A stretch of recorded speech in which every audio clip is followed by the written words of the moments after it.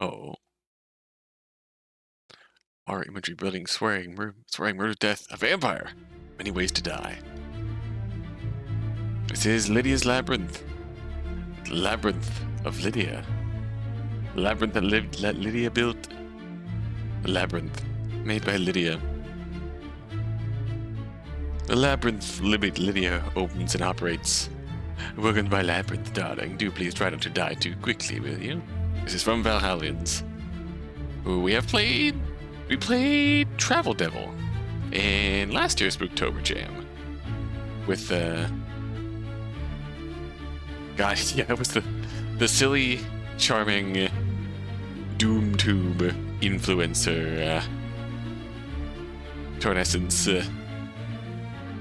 and his human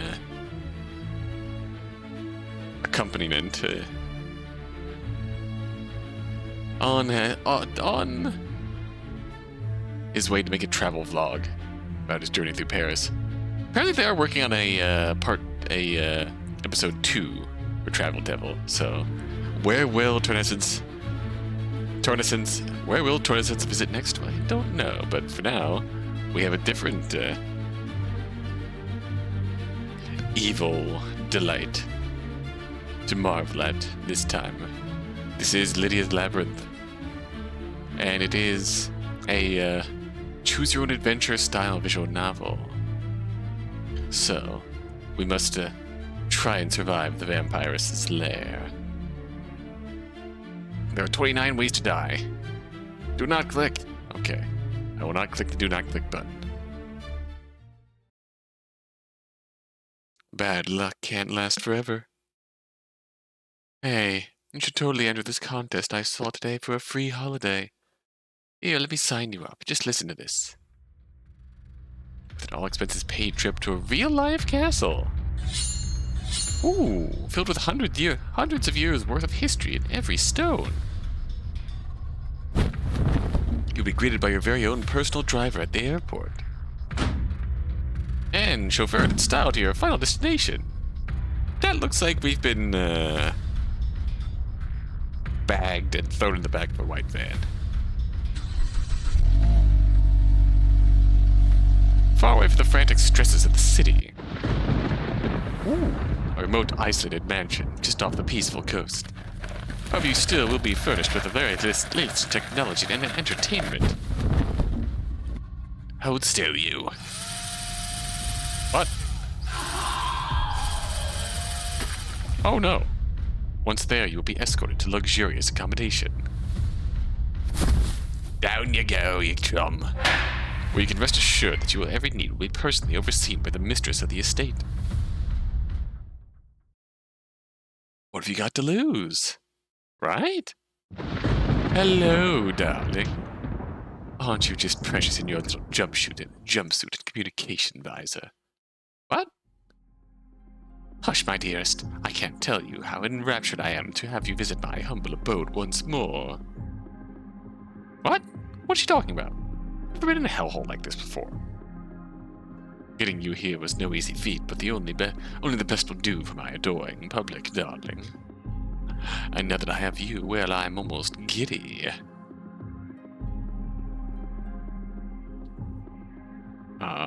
Were you? Where are my manners? Allow me to introduce myself. I will be your host for what is likely to be the rest of your pathetic mortal life.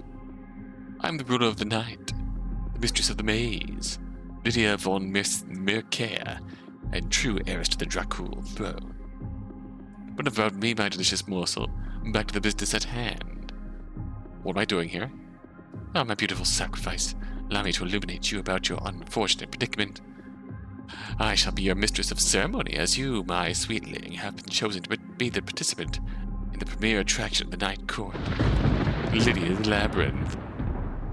A wonderfully cruel gala of wickedness, where each year we test that pathetic, clingy attachment mortals have to life, no matter how insignificant they are. And that's where you come in, my darling. You see, we always try to find a number of souls whose impact upon the world has been so profoundly minuscule that simply no one would miss them if they were plucked from existence. Oof! But you, my succulent pet, you are special. I have been searching for a spectacle such as yourself for a long, long time. So, you are going to be running the labyrinth all by your lonesome, so that I can give you my completely undivided attention. The oh-so-charming headset you have been adorned with allows me to communicate with you, no matter where you are, as well as letting my public view your progress through my little emporium of conundrum.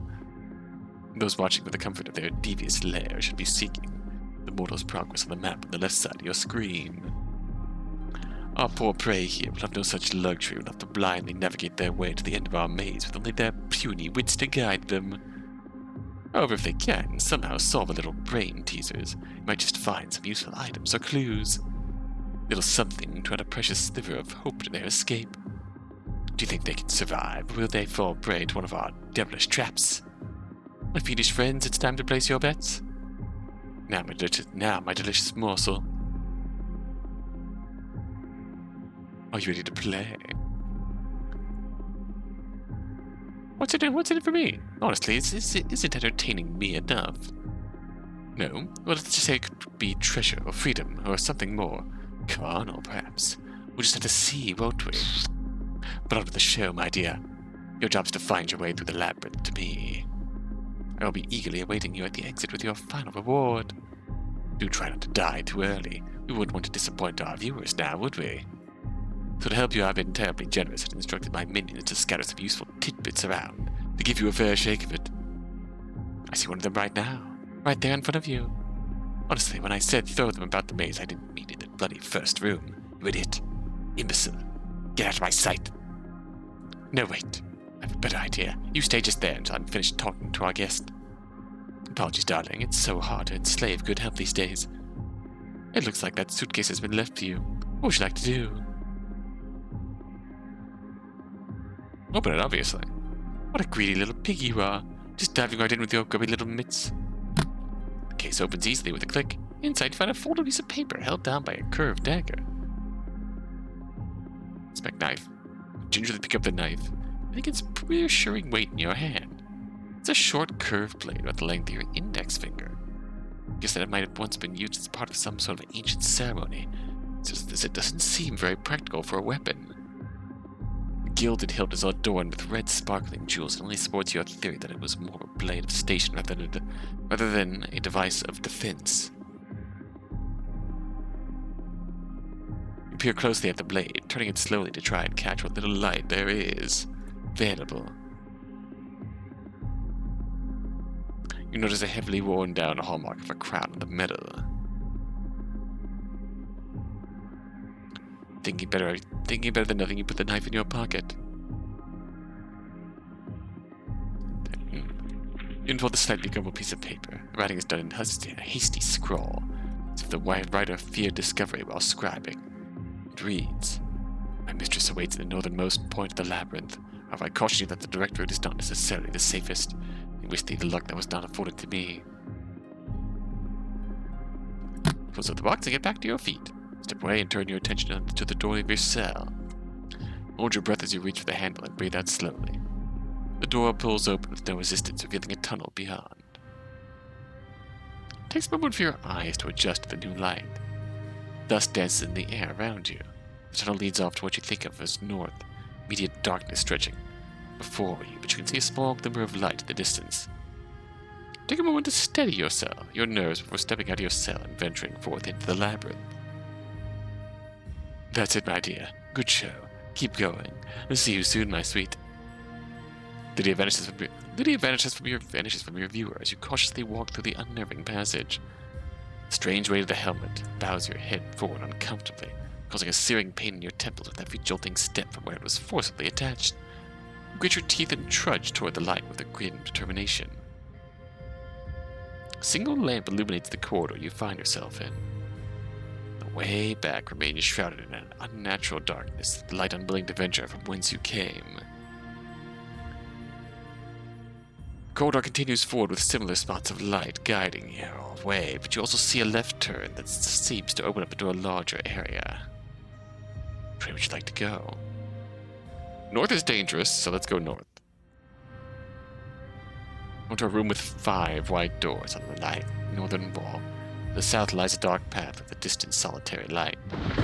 Welcome to your first real test, darling. Generous soul that I am, I have furnished you with 5 options. I know, I spoil you, darling. Each of these doors leads to a different devilishly delightful challenge that will either lead you to your doom or perhaps a little closer to me. Kiss, kiss, darling. Try not to die, and ciao, my lovely. You look at the different doors in front of you. There doesn't seem to be any discernible difference to them, other than the emblazoned icons that each wear. Which will you choose?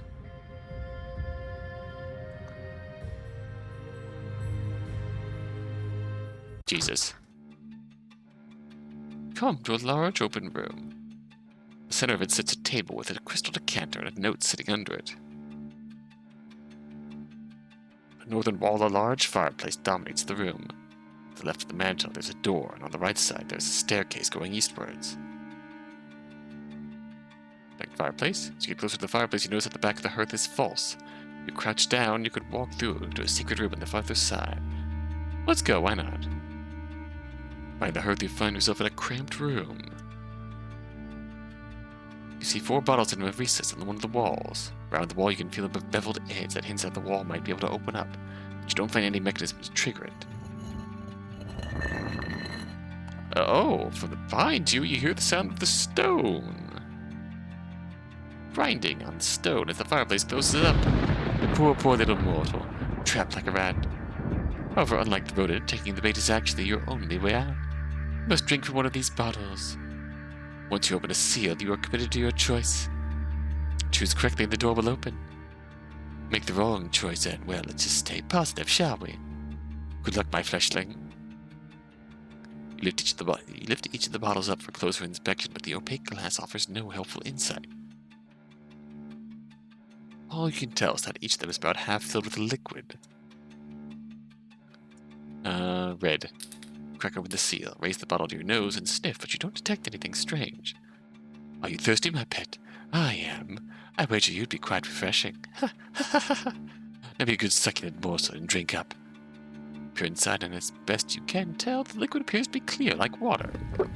Trapped alone and with only one option available, you take a sip of the fluid.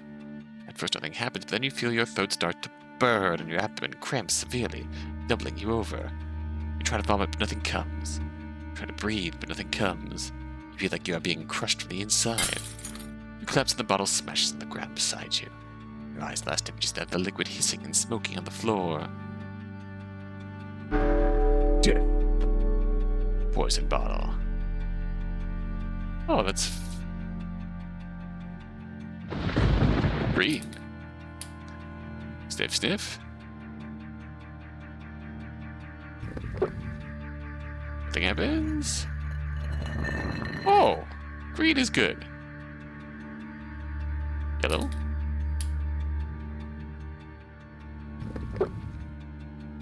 Okay.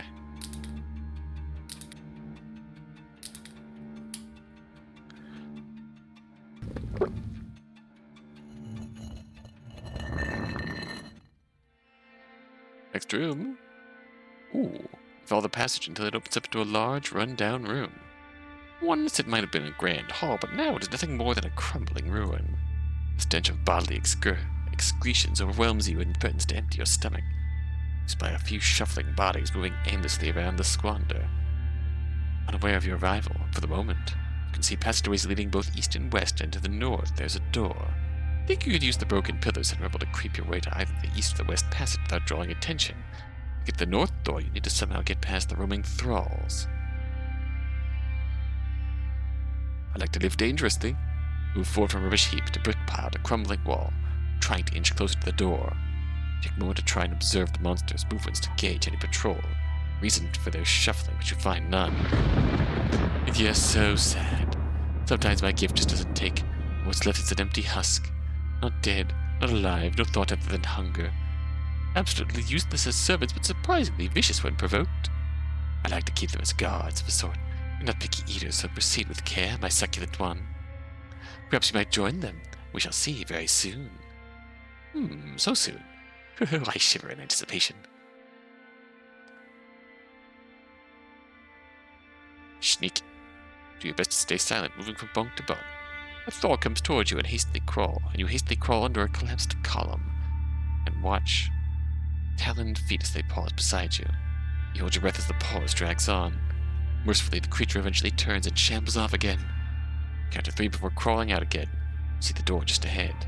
Hairs on the back of your neck rises as a hot breath caresses against it. Turn slowly and come face to face with a thrall perched atop the stonework you crawled from. Hello! It lets out an otherworldly scream, and all the other thralls echo it in return.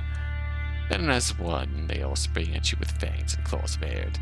No time to retreat, they pounce, overwhelming you. Each grabbing a body part, ripping and tearing, they divide the carcass and begin to feast. Yeah. Torn asunder. Very pleasant.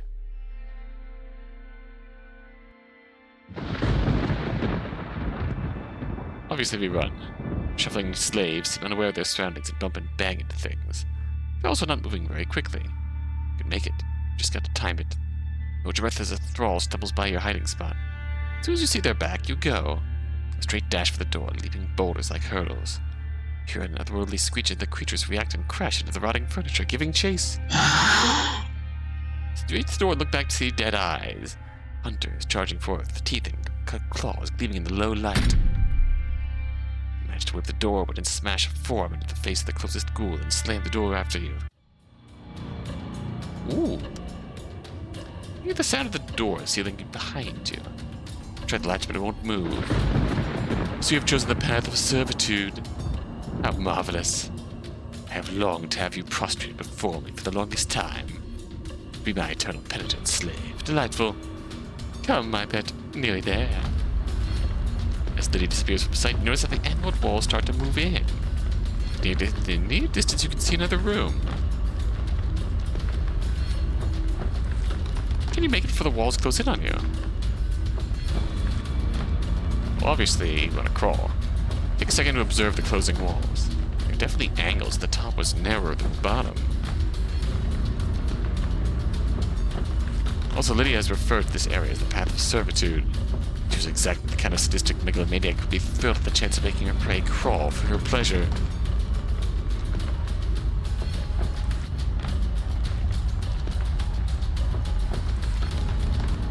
Getting down on hands and knees, you begin your crawl toward the next room. Walls brush your hips as you near the end, but you keep on undeterred. You manage to pull your toes clear just as the way back completely closes. Stand up and observe the room you find yourself in. As the rumble of the walls fades away, the sound is replaced with a shing of huge moving blades. Look around in wide-eyed wonder at the hellscape that surrounds you. The inevitable death promised was with the passing of each monstrous blade. Each blade seems to move its own tempo, and some even irregularly at odd angles. Oh, I'm so glad to see you get to see my prized creation. The engineer said it simply couldn't be done, but with some gentle persuasion, here we are.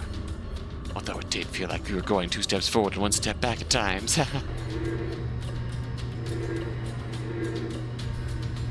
Well, obviously we need to dance. Stand still for a moment, simply listening to the rhythm of the blades.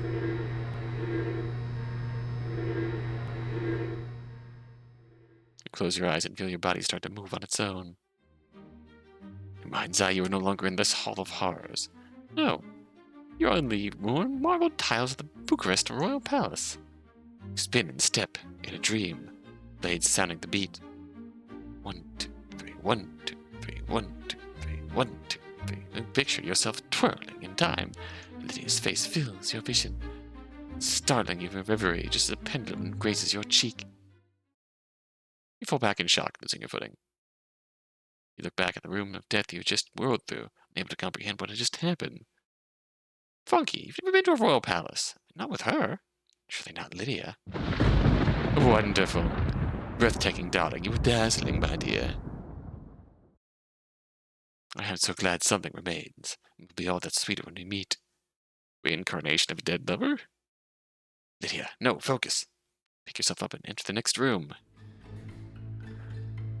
Enter a small room with what looks like a well in the center, covered in writhing, barbed vines. You inch closer to peek into the hole. A hand shoots up between the vines, fingers curled in agony. The vines wrap around the wrist with a razor thorn slashing into their captive. The hand falls back down and a scream of pain comes from below. Cautiously peer in and see a thrall cradling its injured arm looking up at you. However, unlike the others you have encountered so far, this one's eyes still show awareness and intelligence behind them. Please, please, release. The creature pleads, obviously struggling to find the words at once. Open! Yes, open!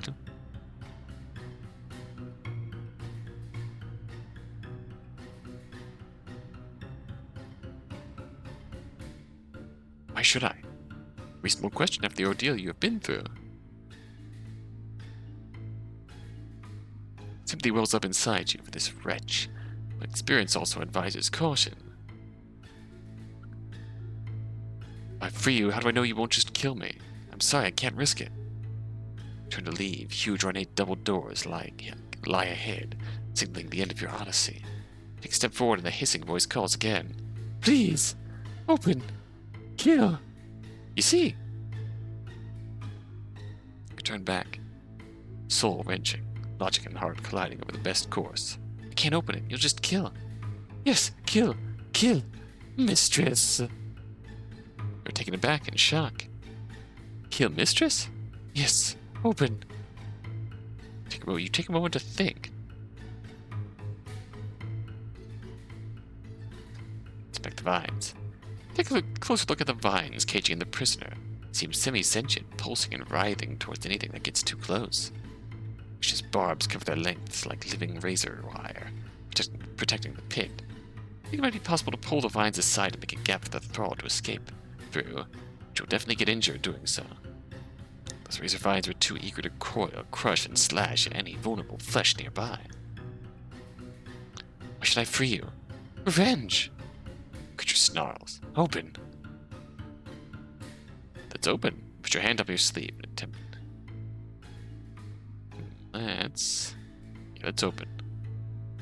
Put your hand up your sleeve and attempt to get some protection from the blades.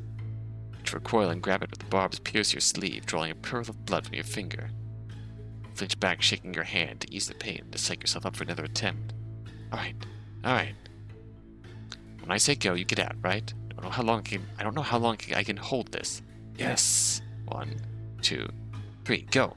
Grab a handful of vines. You feel slashes of pain in your palms as the vines thrash in your grip. You yank them back to make a hold just as the creepers slither up your arm, slashing and pricking as they coil. Uh-oh. You scream in pain and effort. Your grip starts to slip as blood pours down your arms, dripping into the well. The creature, seeing you weaken, wastes no time scurrying free. Once clear, you let out a guttural yell and rip yourself free of the vines' murderous embrace. Kill! The creature hisses and flees hysterically back into the labyrinth. No, wait! Called too late as the wretch vanishes into the blade room. Using your blood-drenched hands and arms, you regretfully turn back to the engraved doors. Using your shoulder, you push them open and step out of the labyrinth. Finally, after so many ordeals and trials, you stand at journey's end. Rising from her chair, you come face to face with your tormentor, the mistress of the maze, Vampress Lydia. Congratulations, darling. You are breathtakingly marvelous. She embraces you, throwing her arms around your neck and kissing your cheek. So if you have made it here in all the years of running the labyrinth, I was beginning to think I would never get the pleasure of meeting a contestant in the flesh again. Such a valiant act is deserving of a fitting reward. I think, and oh my, your escapades have certainly been entertaining. Now choose my pet.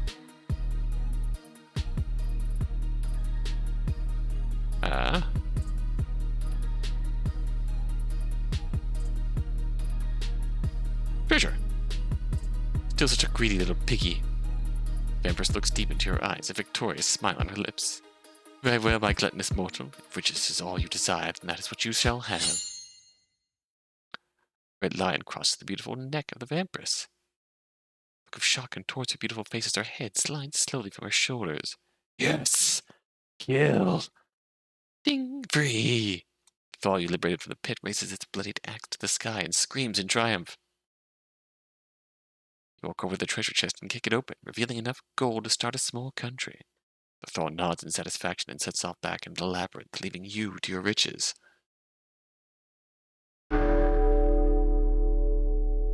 Ooh, that's a death.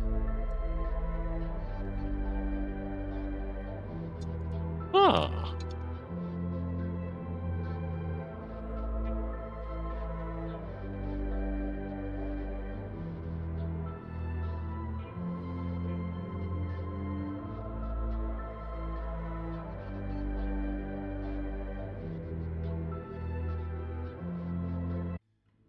There's a very specific point here.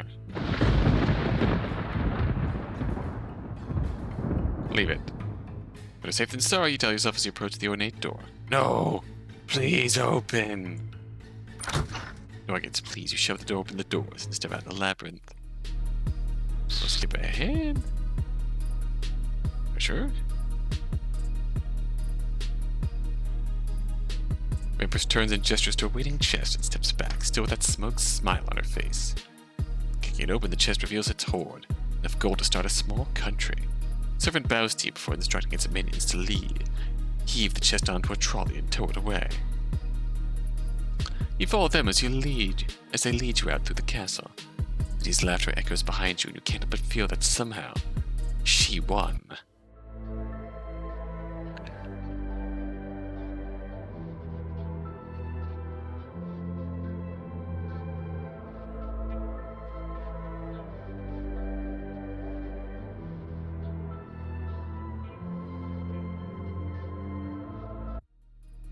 Now, serving you has been my reward. Oh my, how delightful! What an enchanting life we could have together.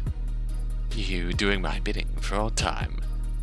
Me bidding. Oh darling, it's simply wonderful. Now hold still, this will hurt, but I will enjoy it so. It's been so long since I tasted you. I wonder how different it will be with you as a mortal. Ooh, you belong to me now.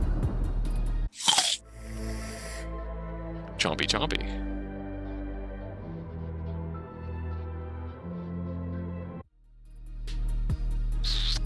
Fuck you. I was hoping that when we met face to face you might have learned a modicum of respect for your superiors. I have endured your comments throughout this broadcast, knowing that you shall taste all the sweeter when I finally get to drain you dry. I heard every single word. And each time I soothe myself with the knowledge that I will soon get to rip that fucking throat out. Ooh. Heard every word. That's a depth. Alright. We're gonna explore our last option here. Because we took the knife. I've heard enough. Your hand closes around the hilt of the knife concealed in your pocket. Excuse me? Nothing can excuse what you've done. The light flashes off the silver blade as you swipe it across the monster's pale neck. Vampress tries to scream, but only gurgles of blood emerge. Her hands clutch at her throat her hands clutch at her throat. She turns to flee. Frantic flight leads her deeper into the maze, her footsteps echoing off the walls. Turning on your heels to leave, you hear the screech of thralls as they sense blood in the air. Exhaustion threatening to overwhelm you, you stumble through the castle in a daze. Come to the entrance and throw open the doors and stand at the steps, feeling the night sky on your face. Taste of freedom filling your soul. Alright. Endgame. Thanks so much for playing.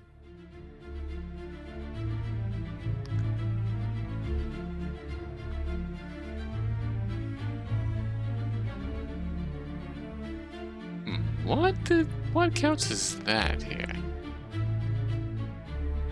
We've only encountered 4 deaths. Very curious. Been a while since my last journey through the labyrinth, so let's explore a little more here. Worm! The area seems to be built like an old air raid shelter deep underground. The air smells humid, and a sickly sweet stench of rot perverts the air. The junction itself seems well made, but as you look to the northern route, you can see that it seems almost freshly made. The painted white walls end and are replaced with freshly hewn rock. The jagged stone constricts the deeper it goes. You may have to crawl if you wish to venture in. The path south leads to only darkness, whereas to the east there is a white door. Which way? Oh no, don't do that. Oh, I have many more saves here. The tunnel. What could go wrong here? The path north continues to dwindle. First it forces you to stoop, then eventually your only choice is to crawl. The sharp edge of the rock leaves your hands bloody as you drag yourself along the burrow. Desperately seeking something ahead to herald an end to your tortuous writhing forward, you keep pulling yourself along until a glint of something shining at the wall catches your eye. You lean in as far as your confines allow to get a closer look at the biggest sapphire you have ever seen. Twinkling in the darkness, it looks to be about the size of an apple with one end still embedded in the rock. It would be worth a fortune if you make it out of here and would fit easily into your pocket. Do you want to try and pry it loose? Of course I do. Read.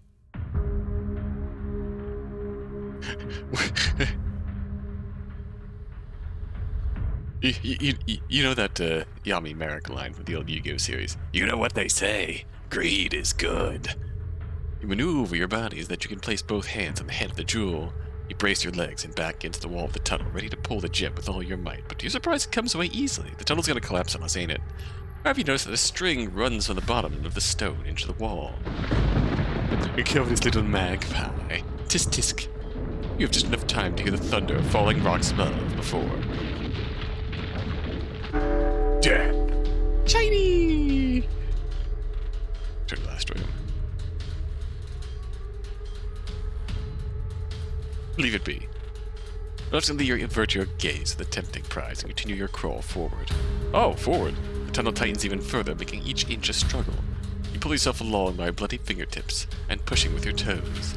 A sudden whoosh of hot air blows in your face, carrying that awful stench of decay from ahead, but you welcome it like an old friend. Wind wasn't in an opening. With each inch forward, you start to feel the tunnel slope downwards. With renewed strength that hope of an end brings, you begin by making steady progress until gravity lends an assist and you start to slide. Ever steeper and faster you fall until the tunnel spits you out. You land with a crunch and a crackle. Scramble to try and right yourself from the rubber pool. From the rubber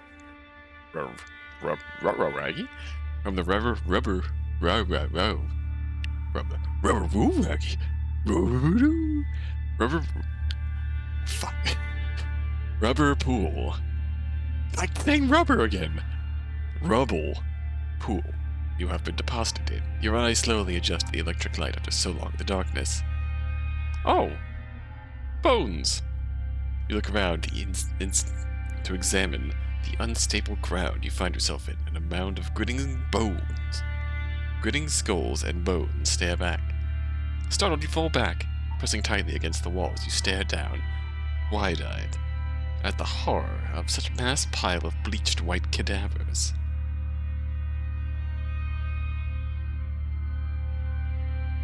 The smell of death hangs heavily in your mouth and is filled with the taste of salt and ash. With every movement, you create an unnerving rattle of sliding bone on bone. On the other side of the bone pit, you see a corridor leading northwards, but to reach it, you must crawl over the remains of the dead. Rummage the bones. You dig with your hands in the pile that departed, not sure what you're searching for. Every bone is shifted aside, another victim slides in to fill its place. What a macabre hound you are. Really, rummaging gleefully in discarded remains of your predecessors. Trying to find your favorite bone, my little Poochie? Would you like to bark for me as well? What if I say yes? Ignoring her taunting, you continue your search until you are rewarded with a glimpse of something metallic just as it slides out of reach. Get it. Get it. Greed is good. You scramble quickly, and your hand closes around a long key. No label or unique features, it's not clear what it might be for, so you put it in your pocket. Keep digging. After the success of finding the key, a curious rush of adrenaline overcomes you. What else is buried here? There could be anything. Riches, keys, necessary puzzle items. You dig feverishly. You see a red glint coming from within one of the skulls. Using both your hands, you scuffle with all your might as the red glow grows stronger. Oh hi, that's terrifying. The thing latches around your wrists and starts to pull you downwards. You try to struggle free, but then nothing will slow your descent. Dragged under the canopy of bones, you come face to face with a glowing red-eyed skull. Cackles haunting these and continues to drag you deeper into the pile. Dig too deep. Alright. Rummage. Try and get it. Leave. You slip and fumble your way across the avalanche of death, eventually landing towards solid ground. Ooh. You get to your feet and stare at the path ahead of you. The passage rises in a slight incline, out of the bone pile and up towards another entrance. The floor is wet and slippery, with what looks like a constant flow of blood. The journey is slow going as you place each foot in the hand with care. An eerie glow emits from the gaps in the walls, pushing, pulsing, as you make your way up. You think you see movement in the glow. Startled, your foot slips out from under you. Oh! You start to fall, the crimson current trying to pull you back up to the pit, and suddenly a spectral hand latches onto your wrist. You get to your feet, back under you again, and watch as the hand drifts toward the glowing wall, finger crooking in a beckoning fashion.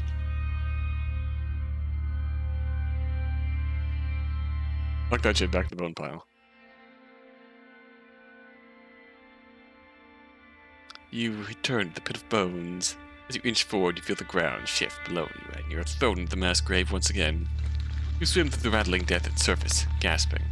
Glimpse of something metallic sliding away just out of reach of your eye. Leave it crawl away. Okay. Follow the hand. Unsure and sensing a trap, you hesitate. The hand was strong enough to stop you from falling, so why did it simply ask you to follow it instead of dragging you?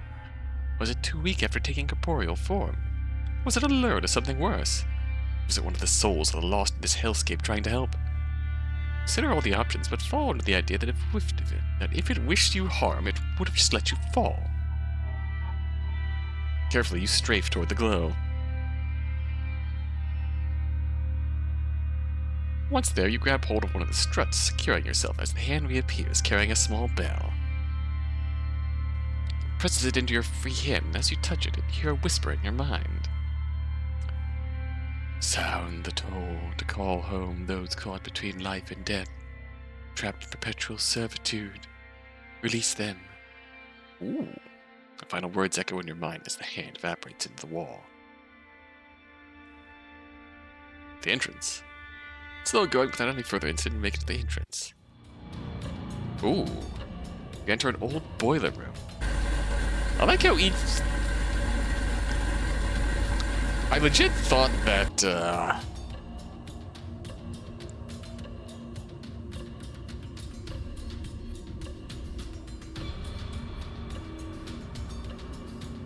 I admit, I thought that, we were gonna have...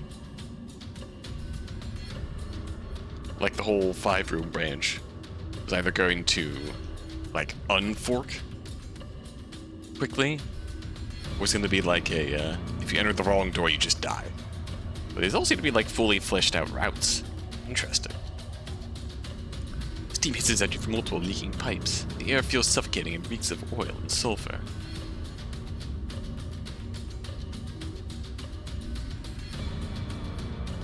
A huge boiler dominates the room with various dials rattling worryingly.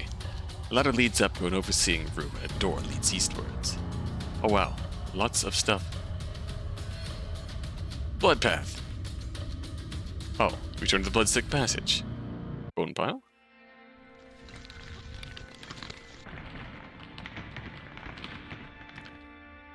Ah.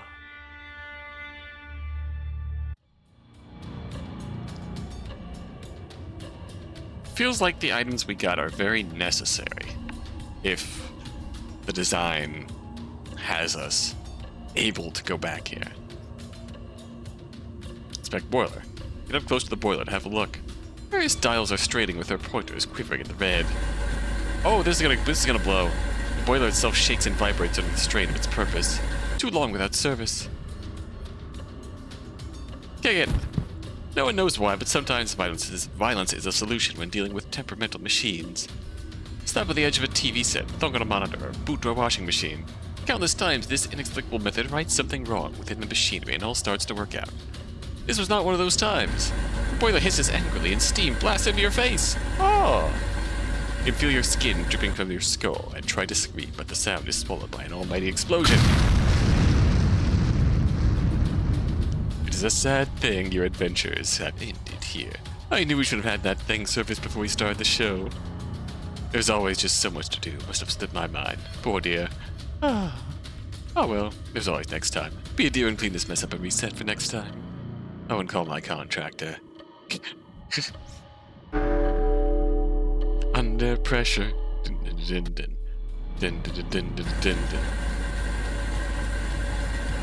What path?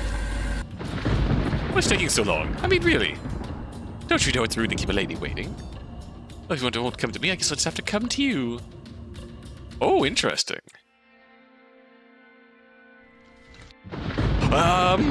Yes, you're close. I can taste it. Leave me crawl away. Okay, you're gonna jump scare me.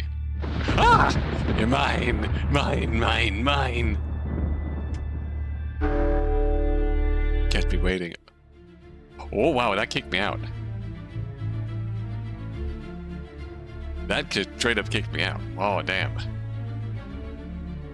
I should also point out that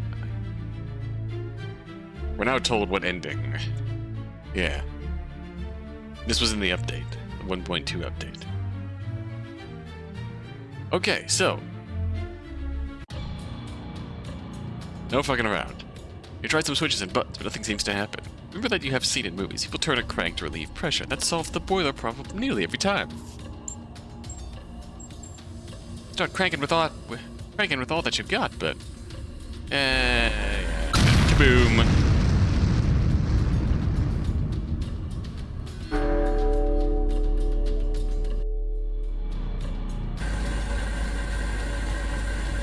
Eastern door? Oh, Eastern door takes us here.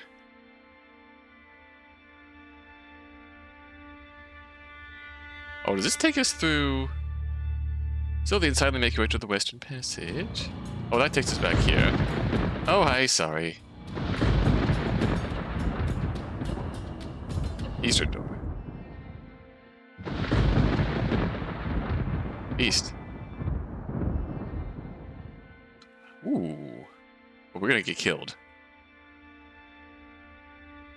Will the forky find an ornate cauldron? Glows slightly with the aura of an arcane that tickles the back of your memory. Peek inside only to find it empty except for a matching chalice resting in the bottom. Suspect that this is the cup from which the thralls collect the blood of the contestants as an offering for their mistress. Take the chalice. Grab the chalice, take it with the cauldron. You almost feel the life force, the countless sacrifices who had dwelt within this accursed goblet. I simply used against vampires. Which way should you go? West. Yep, dead. Understandable. Okay. Leave it be. The eastern door takes us there. Climb the ladder to go up. Climb the ladder and find yourself in a control room with a desk filled with switches and buttons. Screens depicting security footage of the Labyrinth shine on some of the consoles. Go in, obviously. You climb into the room and are amazed at the amount of tech and machinery that greets you. Myriad of lights, buttons, and dials, all of which you have no idea what purpose they serve. Step into the main desk and the trapdoor slams shut behind you. You run over the door and try pulling it, but it won't oh no, we're gonna play Five Nights at Lydia's. Oh no, releasing dangerous neurotoxin. Ominous purple gas starts to pump in from the vents above.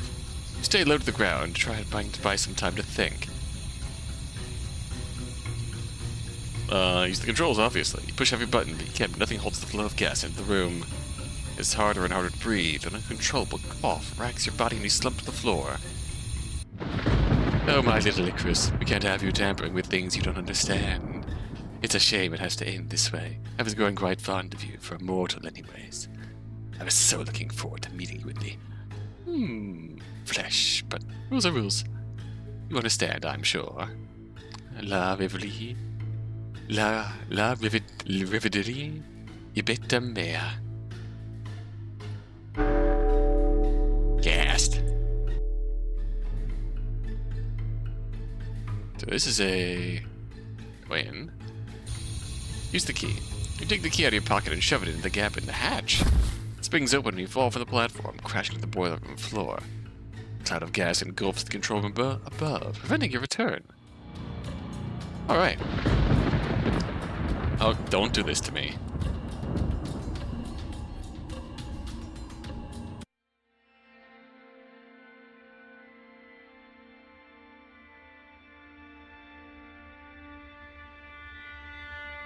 Okay, so this is the point where we kinda get gated. How to try and observe the monster's gauge. They are so sad. Sometimes my gift just doesn't take it. And what's left is an empty husk. Not dead, not alive, no thought of than hunger. Absolutely useless as servants, but surprisingly vicious when provoked. You've seen this before. Ring bell. I suppose we'll see. Walk normally. Wait for a moment for another thralls. We're looking your way before taking a step deeper into the room. Keep a steady pace, eyes forward, getting closer and closer to the door. Act like they're meant to be there, and no one will say different. Make it about halfway before you feel the hairs on the back of your neck rise as a hot breath blows against it. Turn slowly and come face to face with a thrall who would walk right up to you. Hi! That's an otherworldly scream, and all the other thralls echo in return. And as one, they all spring at you with fangs and claws bared. No time to retreat, they pounce, overwhelming you. Each grabbing a body part, ripping and tearing. Torn asunder. North.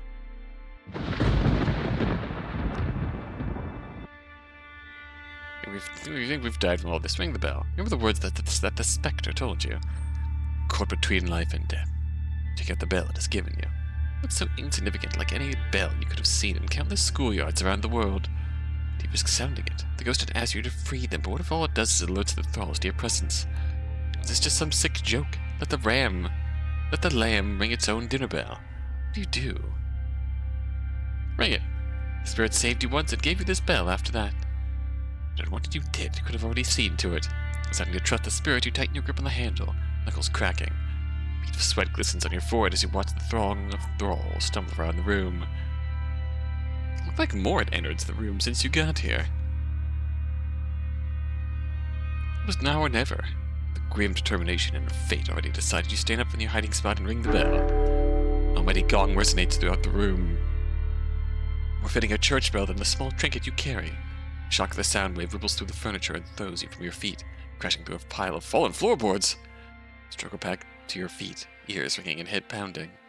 All around the room, the corpses of the damned litter the floor, unmoving, finally at rest. Place the bell reverently on the floor beside one such soul and step toward the northern door. Alright, and we're back here. Run. Doesn't look that far to the next room. You do this, the wall isn't moving that fast. Nearly break into a sprint. You run faster than you've ever done before. However, you fail to notice that the faster you ran, the faster the wall's closed. That is until it's too late. Ooh. Your outstretched arm droops into the next room as the rest of you runs down the retracting walls. Wall crush. I guess that wall was crushing hard on me. Walk. Doesn't look that far the next room. Do this, the wall isn't moving that fast. As long as you keep calm, you can not only watch out for traps, but outpace the wall. Take your first step toward the exit. The walls steadily close in on you. They force you sideways as you try to sidestep along. Our escape is just out of reach and the vice closes in on your skull. F in the chat. Alright. Crawl along. We've not died in this room yet. Go run. Carefully gauge the timing of the closest blade. You see an opening and go for it. Dashing forward, you jump over the first blade, into the second, and twist around the third. A pill of adrenaline fills your body. Time seems to slow, and out the corner of your eye, you just catch it. A blade turns on its sides and makes its way towards you. No time to move, it passes through your waist. Then it gasps as your torso slides to the floor, and another blade grinds up to finish the job. Ooh, nasty. That's all she had to say about that. Understandable. Take it slow. Each step deliberate, trying to time your progress to the blades being the furthest into their movement. Make it about halfway through the room. The blades do not complete their journey every time, it just pulls back and forth occasionally. You adjust your path to coordinate and see the room beyond, so tantalizingly close. Whoa!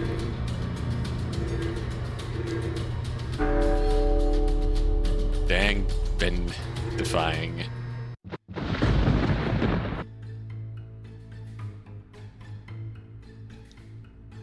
Question. Why should I free you? Revenge. Open. Inspect vines. Semi-sentient. Inspect vines. Can we die? Leave it. I don't think anything's gonna change here. Fuck you. I was hoping that when we met face to face, you might have learned a modicum of respect for your superiors. I've endured your comments throughout this broadcast, knowing that you shall taste all the sweeter when I finally get to drain you dry. Every single word. Each time I soothe myself with the knowledge that I was going to rip that fucking throat out. I think this is a death, yes.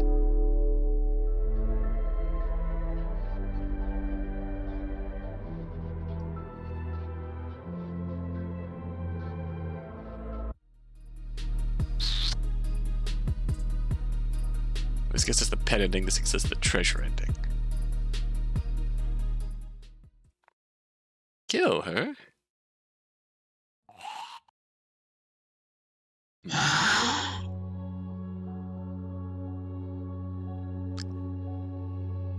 Come out to the entrance and throw open the doors. Take a moment to stand at the steps, feeling the night sky on your face. Taste of freedom filling your soul. This feels like a separate ending. That is a separate ending. We got this before, but it didn't actually unlock. So very good. Now, what do we do?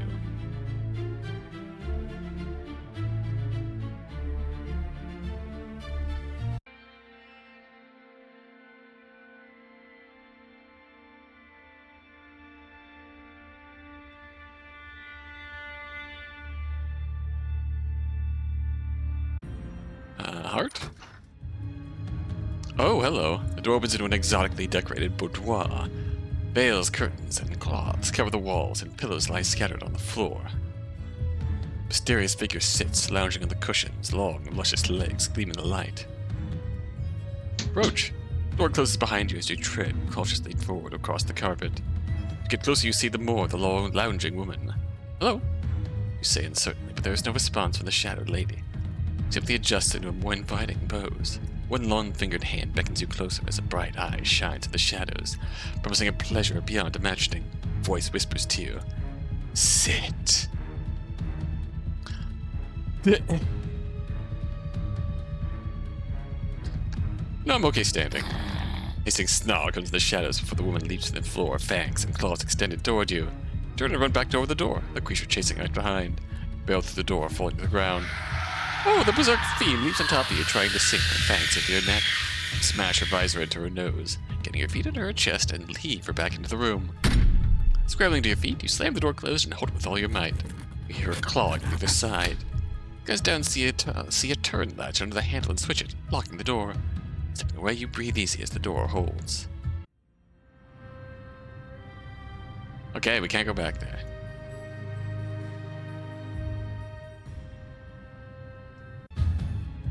Sit. You sit beside the voluptuous woman and smile. Compelled, you sit down as if drawn by an unseen force. You lean closer, eyes closed, heart aflutter. And you feel a sharp pain in your neck. Try to struggle, but strength forsakes you and darkness overwhelms. Understandable. Have a good day. Deadly kiss.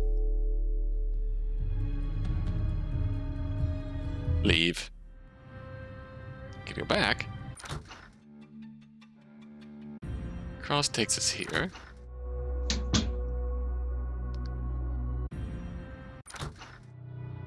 Ooh.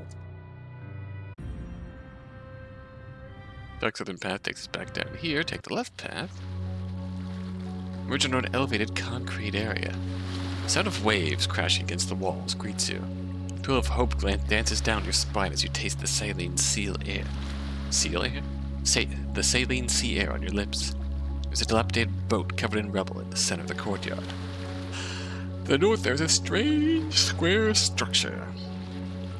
Around you is a waist-high wall, overlooking the beckoning waters. All the better to do cover shooting against. I've always liked the sea, so beautiful and inviting, but also so deceitfully deadly. Choose carefully, my dear. Some decisions can be surprisingly volatile.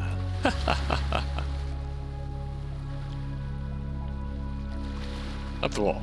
Approach the wall slowly. Steady your shaky hands by placing them on a cold concrete and lean forward to peer out over the edge. A drop about 20 feet, then water. Murky depths promise freedom from this morbid game and liberation from this psychotic gaze of vampires. The crashing sound of the waves hitting the stone before offers a warning risk. Is this one worth taking?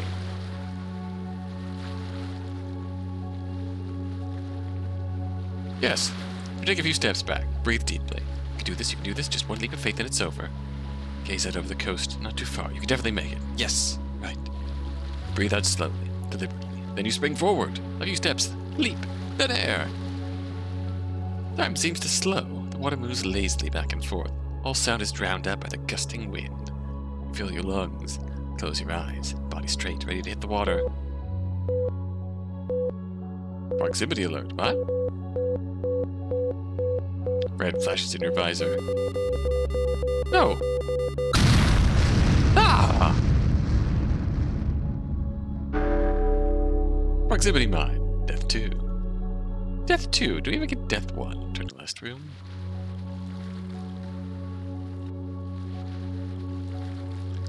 Okay, square structure. Approach the square structure, see that it has an opening. Peer in and can see steps leading downwards. Take a bit of clearing, but if you think you might be able to squeeze through. Obviously. Whoa, hello. You wriggle your way through the debris and find yourself at the top of a stairwell. Descend carefully, keeping one of your hands to the wall to guide you in the growing darkness. You feel that the stairs are spiraling by the rounding of the wall. The steps feel treacherously narrow as you place each foot on the hewn rock in blind faith. A faith misplaced. Let out a scream as your next step meets on the air. You stand up, bruised and scraped, but thankfully okay. Look back at the hole you just fell through and see only darkness. Choice is to go forward. Old air room. Have we been here? Yeah, we have been here. White door.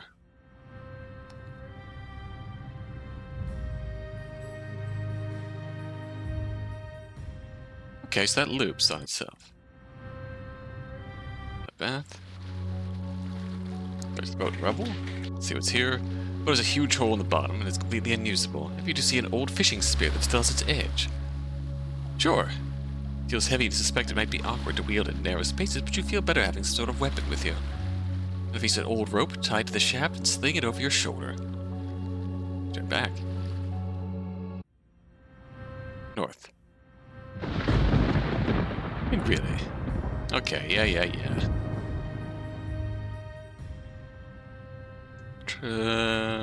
Try the waves door.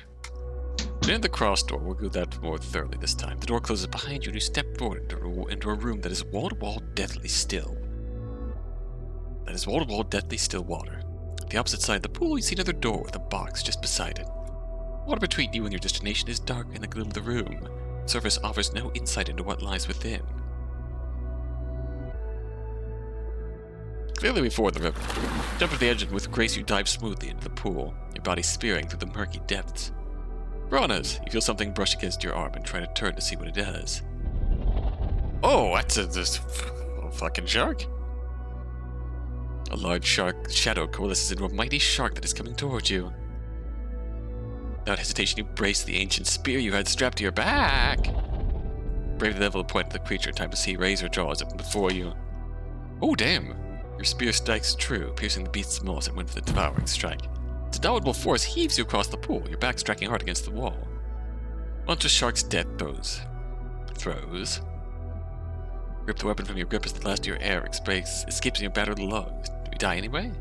Panicking, you desperately scratch and claw your way up the wall and break the water's surface. Exhausted, you flop onto the concrete entranceway. Just as another shark rises from the water where you had emerged. Too late. Bravo, my mighty hunter. See, the memories of past lives haven't completely left you. Blood on spear, the thrill, the kill. Oh, my darling, how I want to feel that adrenaline-pounding heart of yours and pierce my bosom just before I bite deeply into it. Soon, yes, soon. I yearn for your coming. I'll be sure to savor every last drop. After taking a few moments to catch your breath and to ease the pounding in your chest, you sit up to look at the box beside the door. It's like another one of Lydia's gifts that has been dropped around the maze. This one looks more like a trunk than a briefcase, but in a similar design to the one in your cell when you first began this damned odyssey. Open it. The box pops open. As it does, it slices your fingertips deeply. Ooh.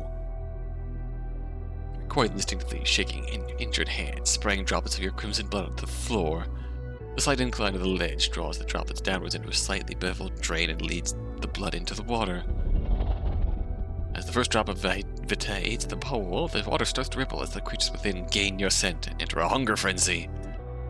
You watch on in horror as with each second a new fin breaks the surface.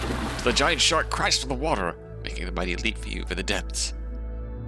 Your only option is to dive out the door, leading the shark chomping relentlessly on air as the door swings closed. Fair enough. Oh! Merge into a wide junction room with a crossing path going both east and west. The door bearing the wave mark stands on the southern wall. It's amazing how the mind focuses on the mundane in the face of horror. Forcing yourself to focus, you make yourself look at the body staked to the wall. Poor soul with its arms and legs drawn apart further than should have been possible before having spikes driven through its flesh and into the rock itself. Thinking the wretchedly long dead, you draw close to inspect it further when the head lifts and unseeing eyes open wide. My congratulations to you, Wanderer, making it this far through my latest master's labyrinth. A true trial still lies ahead, I'm afraid to say. With the duty paid by my previous master, I must ask, what think ye of the Lady Lydia?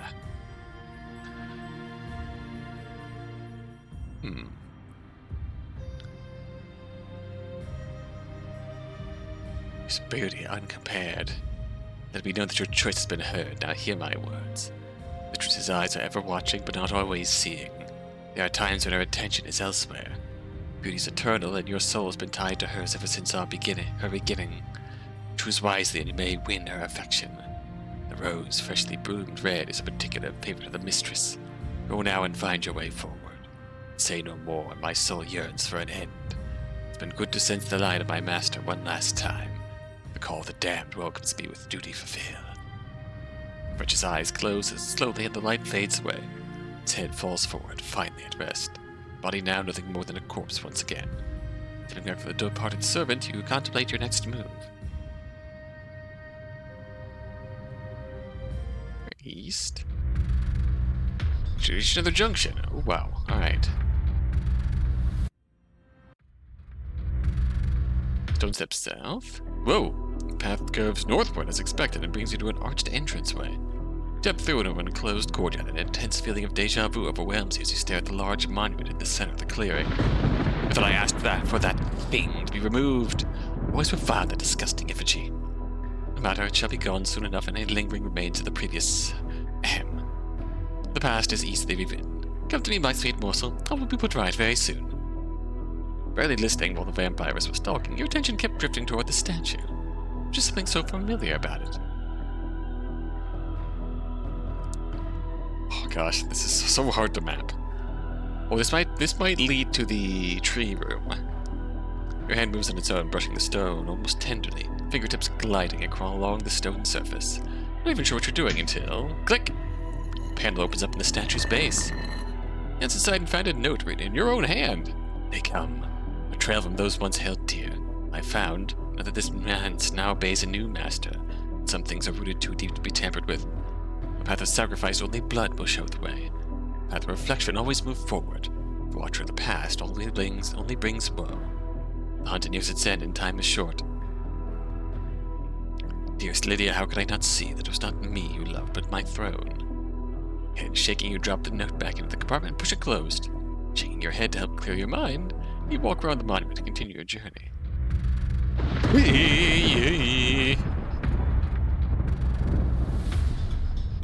You have another junction. Walls decorated with beautiful stone arches. To the east there lies a plain door, and the southern part lead to a courtyard. Open the door. Into a long neglected warehouse-looking structure. Light beats down in solid rays through holes in the high ceiling, piercing the darkness. A solitary chair sits in the center of the decaying room. A long-lost soul lies slumped in response, illuminated by a shaft in the heavens. So that's where he got to. Silly thing, wouldn't play well with others, so they simply left him. Every word out of his mouth toward the end was venom. Oh, I am bad. Beyond the body is a shutter door with light sticking in from below. How would you like to proceed? When I go back to the junction, I might die. Body? Walk over the body, loose gravel crunching under your boots. A boiler suit the ex-contestant was wearing was exactly the same as the one you currently have. You gingerly lift up one of the arms and notice that the hand was covered in pairs of pinholes, each set about an inch apart between marks. And black veins decorate the translucent decaying flesh. Check pockets, yes. Go through the zip side pockets, but don't find anything of use. However, in the breast pocket you find a small key. Think it might prove useful, you put the key in your own breast pocket. Shutters? Run over the shutters, the light of a new day shining below it. Teasing's a hope just out of reach. Try to lift it, but it won't budge. The gap is only tall enough for you to fit your arm underneath. Thick chains anchor the door to the stone floor with a huge padlock, securing it in place. Try the key. Not daring to risk dropping it, held both in silent prayer, you push the key into the lock, willing it to turn with your entire soul. Click! The lock opens, releasing the held link of steel. Ooh. Throwing the lock aside, you frantically pull the chain free of the door and gleefully toss it away.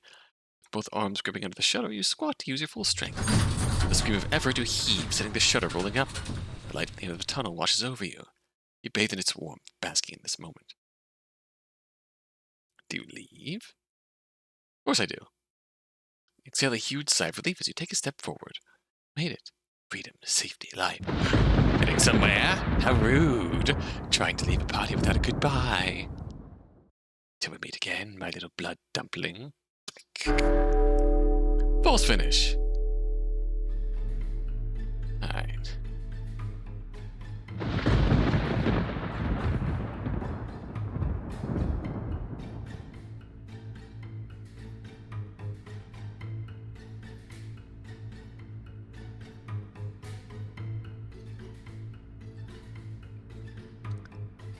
Oh, we can leave the maze. Restaurant room, abandoned warehouse, and then record the shutters, rubble debris.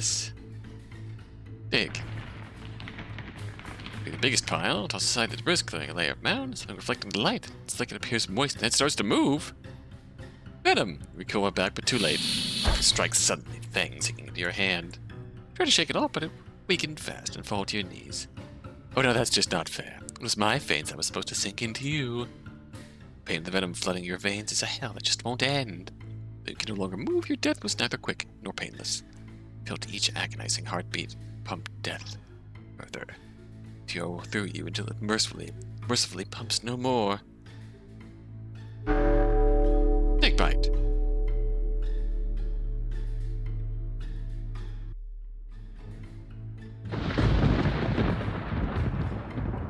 Take the maze.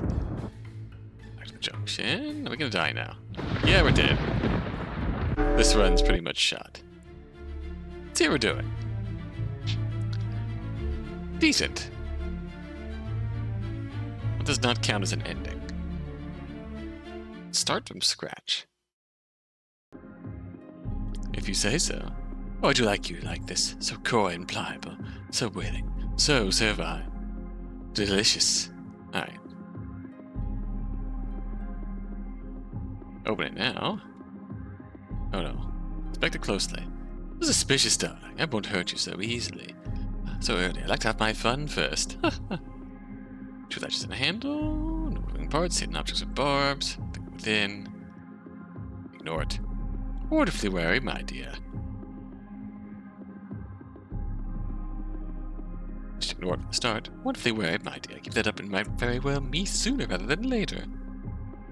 Step cautiously away from the case, careful not to touch it in any way. Fear of traps. Suspiciously toward the door of the cell. Hold up your breath as you reach for the handle. On out, alright. So, oh boy. We have a lot to explore. Let's take the tree path and see if it ends in the courtyard.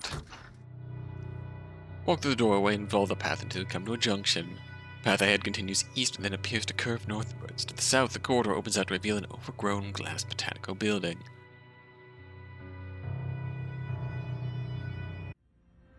Okay, right doorway takes you back here. Botanical structure. Push open the greenhouse door with a bit of effort. The door seems weighted in order to keep it closed. The humidity hits you like a wall. The very air tastes thick in your mouth. Walls of the interior are coated with vines and strange plants. Across from you, you spy a door through the greenery, but that is not what has you concerned. Disbelieving your own eyes, it takes a moment for you to for your mind to comprehend what you are unable to tear your eyes away from. A tiger! Just to your right, not 10 feet away, lies an enormous sleeping tiger. Oh, marvelous, I see you found my dearest kitty cat.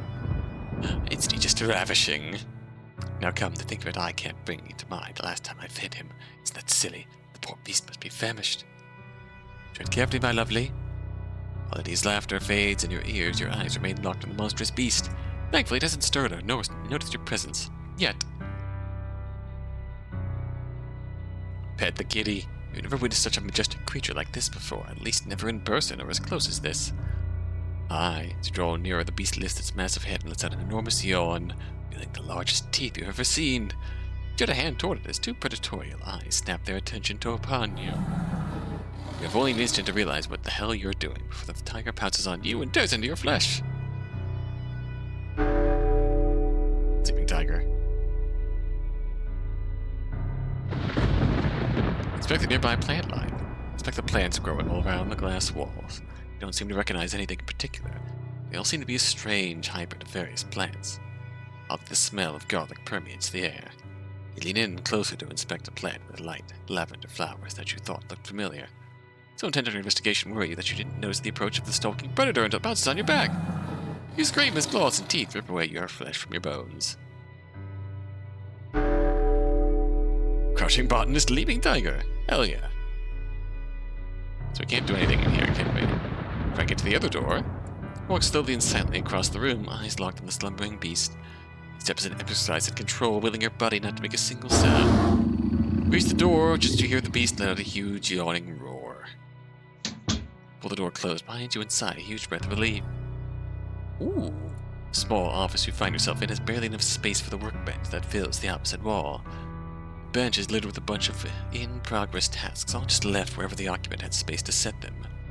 On the center of the table in front of you, you see a rack of vials with a white liquid inside, alongside some unmarked flasks of chemicals. A series of scattered notes covers the left side of the bench, and a dossier folder, the sole occupant of the far right side. Cast your eyes around the room. See what else you might find. Well, as the same reinforced glass covered the creeper vines you noticed in the main hall of the botanical house. To the door you enter from is an old refrigerator. Surprisingly, you can hear it humming as it continues to work. Oh, lots of stuff to do. Vials? Vials, I noticed each one is labeled as certain numbers in an amount: 250 milligrams, 500 milligrams, 700, 1000.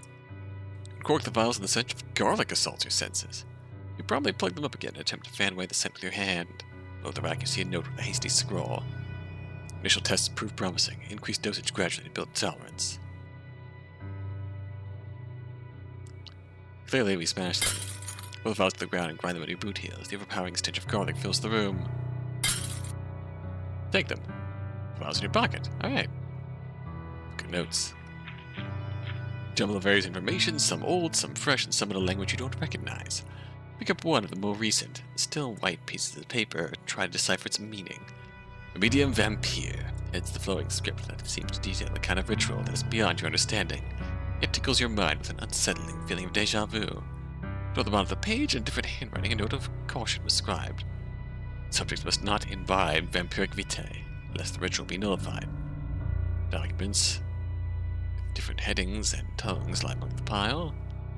Restaurer la mortalité, memoria extergimus, magia sanguinary. Given time and resources, you feel these would be interesting to translate, but for now there's not much you can do, so regretfully you set them back down on the table. Oh, memory wiping. Revival. Memory extermination.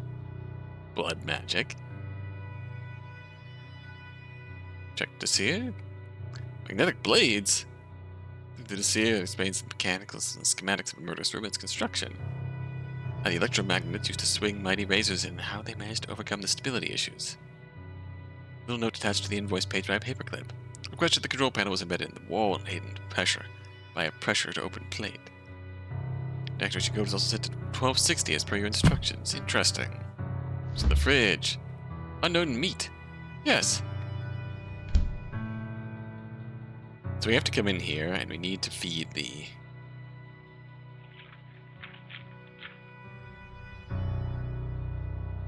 Leave. Stalking the center of the hall. Hello. Roar. You're so big and loud as possible. Arms raised high about you like a bear. The loudest roar you can muster.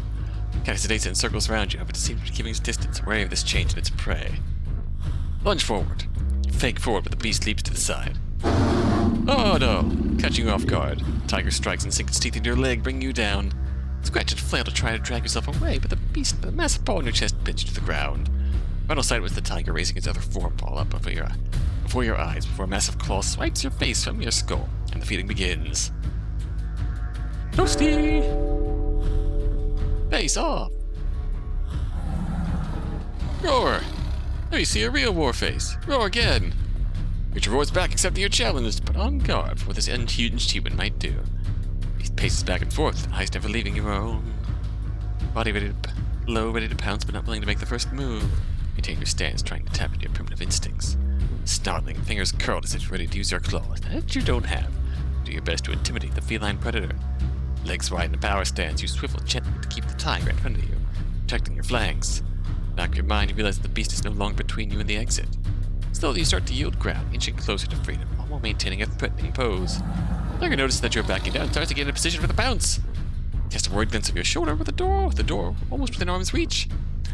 See the tiger move back on its hunches, ready to jump. Immediately, you drop your own arms, throw open the door, and leap through, yanking it close behind you. Oof! Oh my, that burning fire that I remember from so long ago. Oh darling, seeing you face down that gorgeous beast ignites something deep down inside of me. Oh, I simply must have you. You're mine. Mine. Right, my wonderfully beastly pet. I'm aflame with yearning. I think I might just swoon. Hee hee. Alright.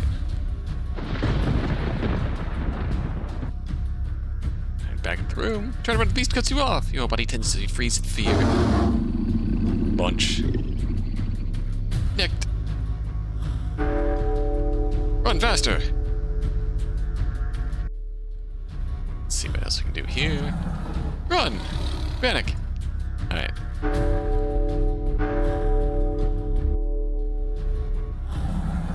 Go meet.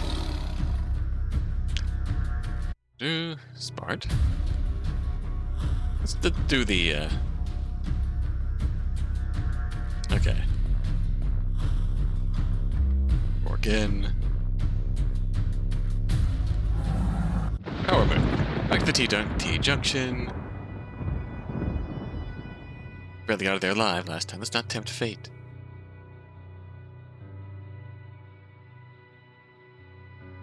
Oh, you know you wanted to have an option where if you pick this 3 times in a row, you tempt fate and the tiger just bursts out and kills you.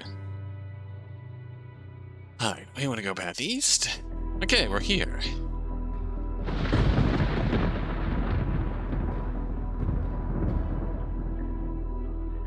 Back statue.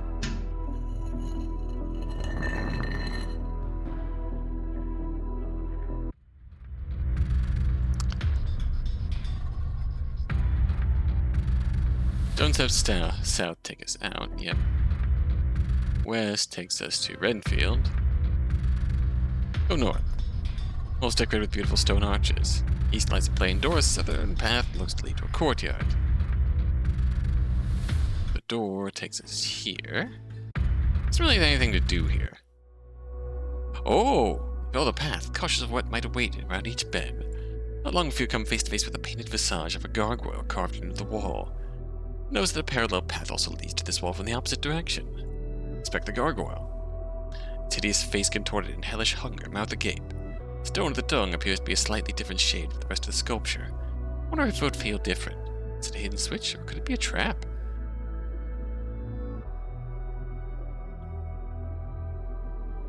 I mean, obviously. You wince slightly as you slide your finger into the gold of the statue. The tongue click down, you quickly whip your hand away from the rock just as it starts to shudder. Dust and rubble starts to fall from the ground as the entire wall starts to shake and slowly rise.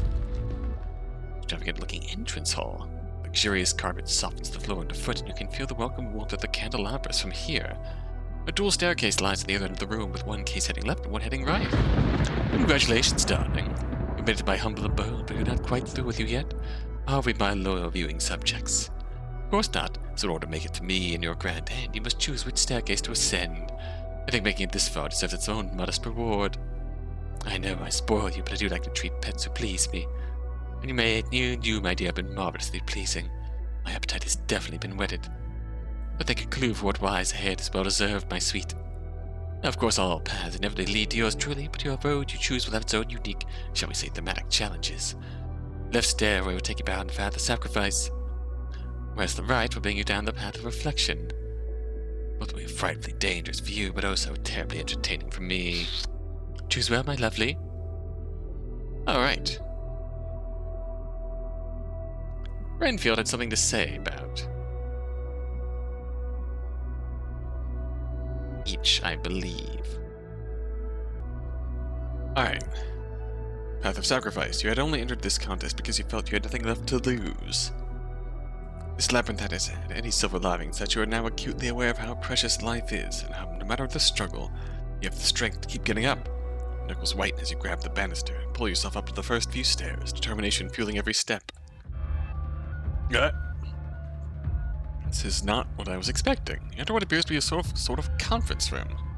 A number of chairs surround a long table, and on the far wall there are two whiteboards, each bearing a huge button. One red, one blue. Welcome, darling. Now, usually there would be more contestants here, and they would have to agree upon which button they would press, but today we just have you. On the bright side, that means we will have less petty arguments and squabbles, although my viewers do enjoy watching the mortals resort to violence toward each other. But I'm sure this will be just as much fun with someone as marvelously fascinating such as you, my dear. Now, the good news is, no matter which button you press, the door to the next room will open. Isn't that wonderful?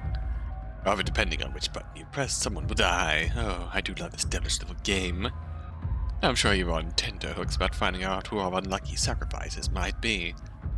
So without further ado, push the red button and... Your speaker cracked a little life. I'm sorry, I didn't know. I swear I only thought they wanted to meet you. I need the money, please help me. I have a dog. Daughter. Yes, enough of that. Behind the blue button. I'm sorry, mistress, it won't happen again. It's only trying to help. Please spare me. And there we have it, my dear. Choose the red button, and that so-called friend who set you up and sent you to play my little game will die. Or when you had worked with for years, thought was a friend, sold you out for less coin than your annual salary. So cheap was a mortal's life, bought and sold. However, push the blue button, and my servant, who idiotically left a present for you in the starting cell, will be destroyed. Nameless, one of many, disposable. I really did try to help you against my wishes. They say that no good deed goes unpunished. We shall see. I will choose my ruthless beloved. Red or blue? Red. You hear a scream as you push the button, but are blessedly unaware of the horror going on behind the wall. The silence stretches on for a moment before the door slides open. I guess I'll have to call little Diana and tell her mommy won't be coming home. Ha ha ha ha. Not try to feel. Your instincts kick in and you find yourself entering the next room. You find yourself standing in a simple room. Plain unadorned walls on every side and a small table in the center, bearing a vase containing a bouquet of the purest white roses. The door bearing the mark of the flower lies opposite. Suspect the door is locked, but check it just in case to confirm your suspicions. It rattles uselessly, and you grunt in pessimistic affirmation. Return your attention to the regal flower. Roses you really shouldn't have, darling. Oh, beautiful, but the color does leave something to be desired. That's the flower. Gentle caress the fresh petals. It feels like the softest silk to your touch, the incarnation of unblemished innocence. That's the flower. That's the thorn. They that dares not grasp the thorn should never crave the rose. Thought brings a wry smile to your lips. You turn a finger, allowing the thorn to prick deep. A bubble of purest claret forms on your fingertip. What but fascination forms in you as you stare at the bead of life swelling from such a small puncture? What's the thorn? That's the flower. You hold your hand over the petals, the blood droplet dangling precariously over the pristine innocence of the bloom. You clench your hand as a droplet falls. The corruption of scarlet spreads quickly, the petals drinking deep the vitae. The blood pulses through the flower's veins, and the stained petals flaunt their new crimson coat. Simply ravishing. The door swings open, beckoning you to the penultimate room. Step forward into an entrance hall. Oh! A huge ornate door heralds that end to the labyrinth and promises an encounter with the mistress beyond. Over the hall there appears to be a large stone fountain. The font is still at the moment. But you notice what appears to be an odd stone resting on top, plugging the spout. What would you like to do? Well, we can leave Labyrinth. Go weary of these games. Just want an end to this farce. Your bedraggled body lurches forward the doors and shove them open. Oh. with the plug. Move the stone cork and throw it aside. You start to get bubbling within the sculpture. It's closely followed by the trickle of liquid. Ooh, the scarlet dashes the stonework as it flows forth from the spout, pooling in the fountain basin. Blood. The offering font fills, and the iron mist diffuses in the air, metallic scent lacing every breath. Drink. You dip your turmeric hand in the pool and bring it nervously to your lips. Not sure what to expect, you gently part your lips and sip slowly of the thick fluid. Your feet leave the ground as you lift into the air, body stretched rigid.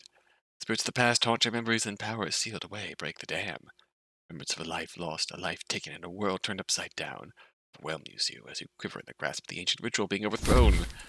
Suddenly as it started, it ends, dropping you back to the floor. You land nimbly on your feet.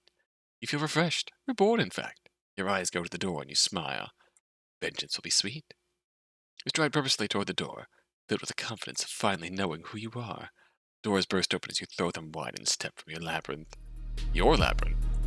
Finally, after so many ordeals and trials, you stand at the journey's end.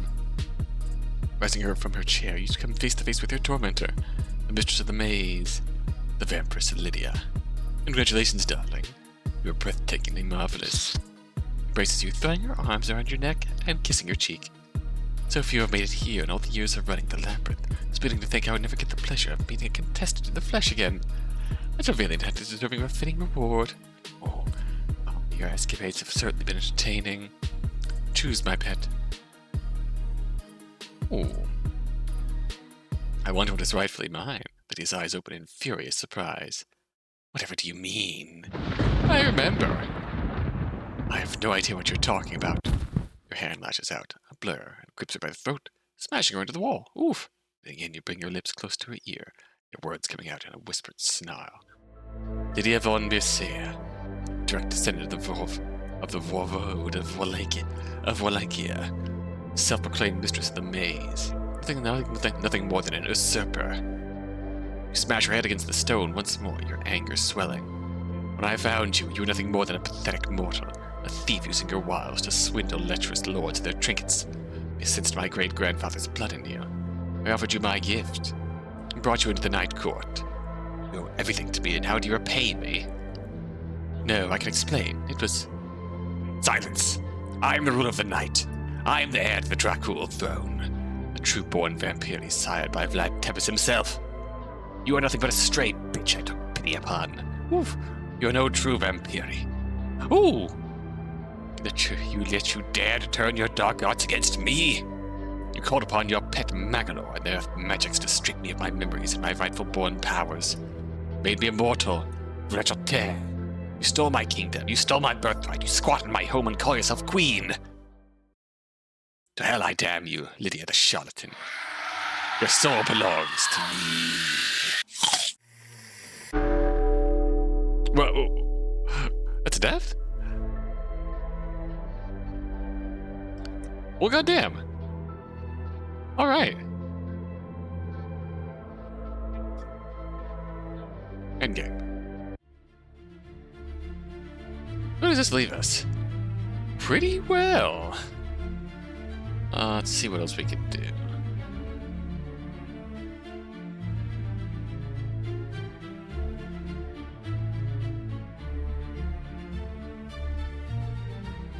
We have a save in...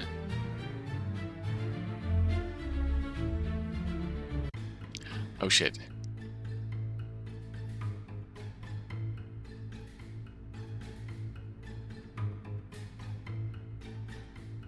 You know what we can do? Go back here. Waves room.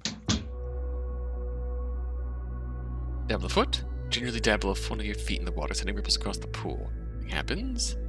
Put your whole foot in the water. Some fin breaks. Swim. Don't have a spear. Eyes wide. Arm and legs flail. You do everything you can to get away from the razor-lined jaws that rush towards you. And rip, rip, rip. Shakes you vigorously. And you are torn asunder. Shark bait. That's early.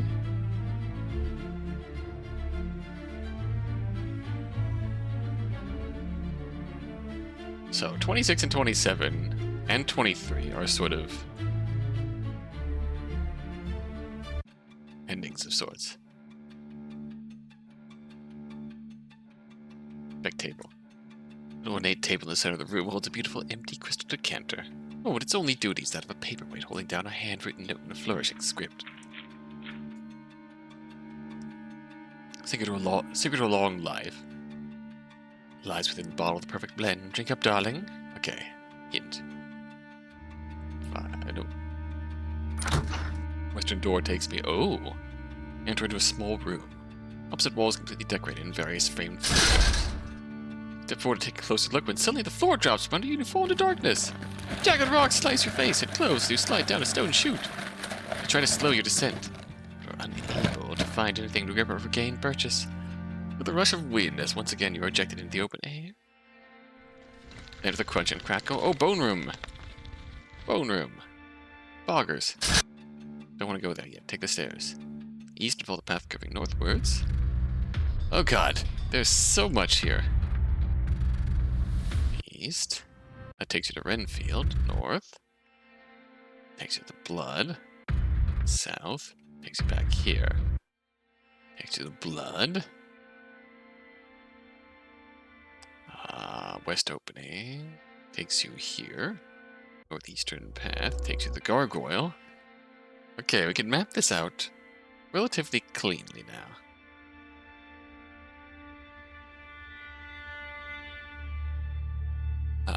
Northeastern path to the gargoyle. Don't do that. Inspect the gargoyle. You're in. Alright. So now...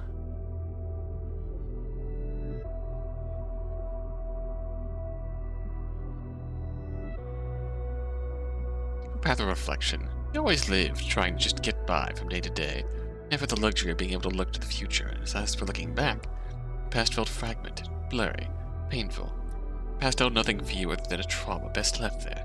Every time you try to recall beyond the life you had scavenged for yourself, mind recoils as if from a dangerous animal. Yet you survived! You fall, you get up, you fall again, you rise even stronger. The past may be pain, but pain can be endured and overcome. One step at a time as you climb the stairs to face the next trial. The stairs emerge onto a winding path leading northwards. The wall behind you collapses, sealing you in, leaving you no other option than to go forward. You may have heard the phrase, if only looks can kill. Well, my love, sometimes they can. Look up and see a chute above, leading into darkness, but it is too high to be of any use to you. The tunnel you find yourself in looks more like a bore than any man-made construction. The curved cave-like walls stretch eternally forward, a light beckoning you deeper. Cast a glance over your shoulder at the caved-in entrance before shrugging and continuing toward the light. Walk for a few moments and realize that the light is keeping distance with you, never seeming to get any closer. The corridor winds and turns with each step. You get the unmistakable growing feeling that you are being watched, that itch in the back of your neck, rising little hairs, goose pimples, a shiver. Folklore write them off as mystic foresight or potence, but that sixth sense that you are not alone lies within us all. Right now is blaring klaxons in your soul.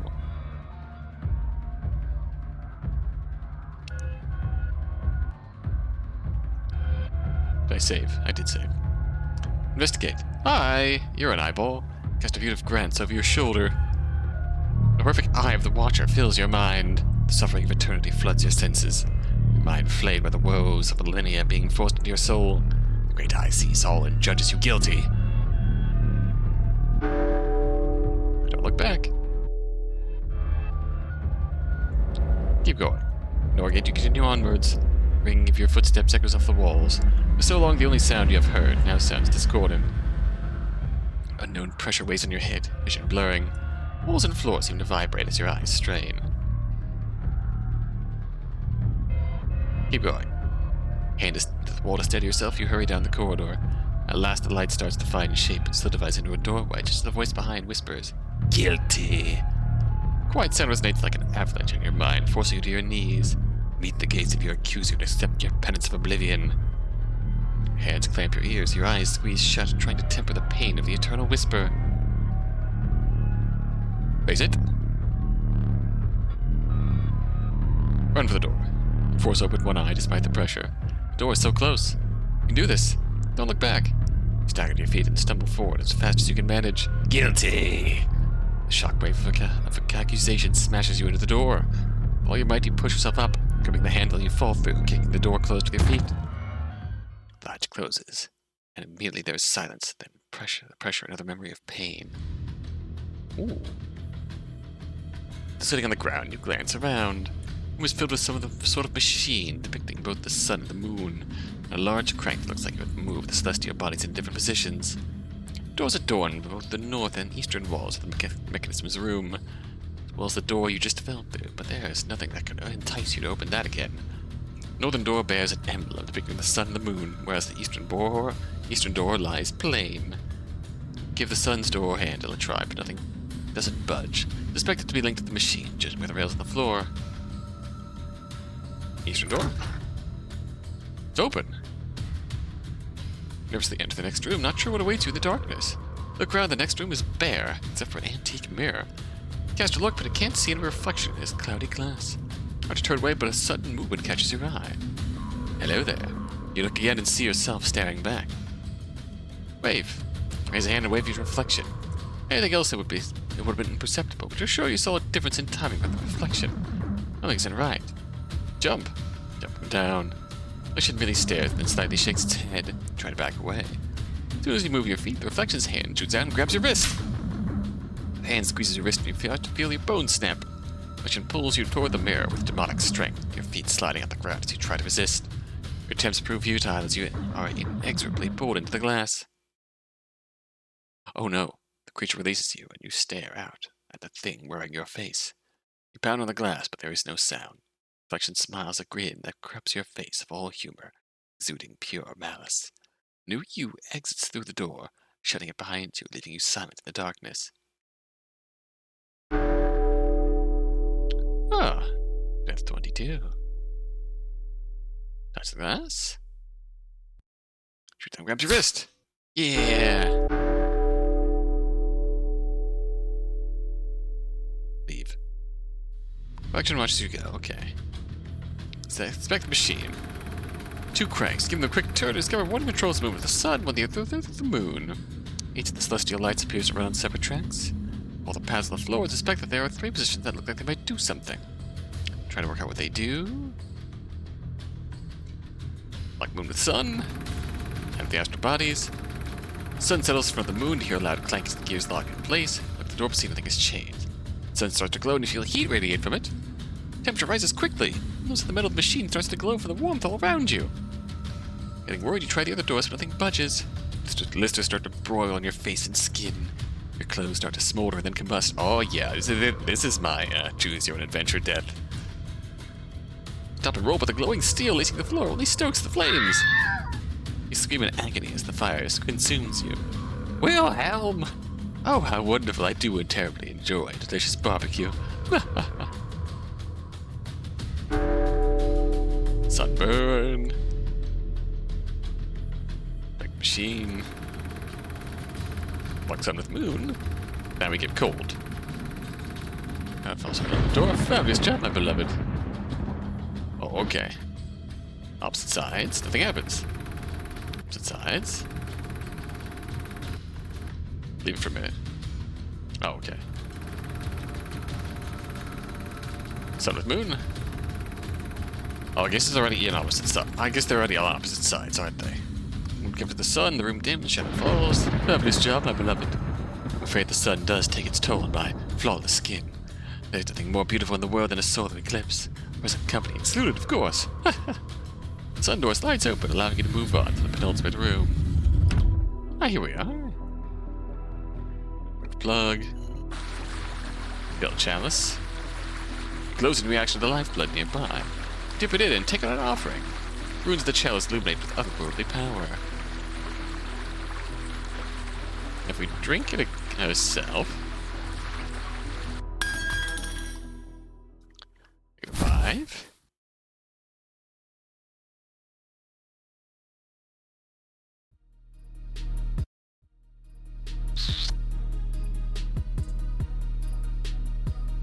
Okay. Take the offering to Lydia. Walking carefully with a cup, you push the door open with your shoulder and step out of the labyrinth. Finally, you stand at journey's end. Nothing for a chair, you come face to face with your tormentor. Enter the maze. I bring you this offering. How thoughtful. You know I could use someone like you around here. Could help being so hard to find and all. And you, my dear, seem fabulously adept at knowing your place and understanding that I will forever be above it. What would you say? What an enchanting life we could have together. You doing my bidding for all time. Me bidding? Oh, darling, it's simply wonderful. As you wish, mistress. Oh, that's truly marvelous. Yes, well, it was hard, but I will enjoy it so. It's been so long since I tasted you. I wonder how different it will be with you as a mortal. You belong to me now. I think that's the ending we already got.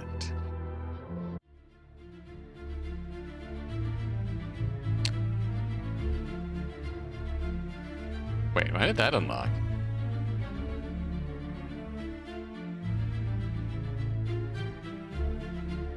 Perplexing.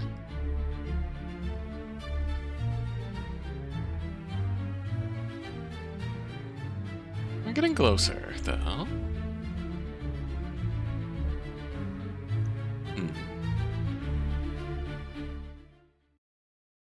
Start from scratch. Let's be a coward. Please, please let me go. Now, we can't be talking like that. What people say after such an embarrassing display. Tisk, tisk.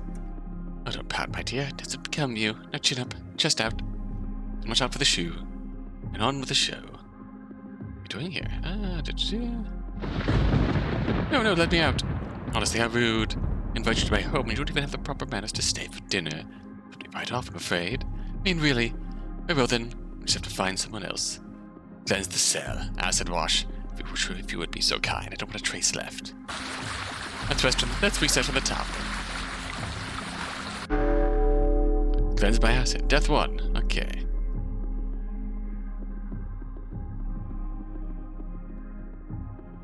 Unfortunate for me. Open the suitcase. It will be suspicious. Open it. Inspect note. Northernmost of the direct route is not necessarily the safest. Inspect knife.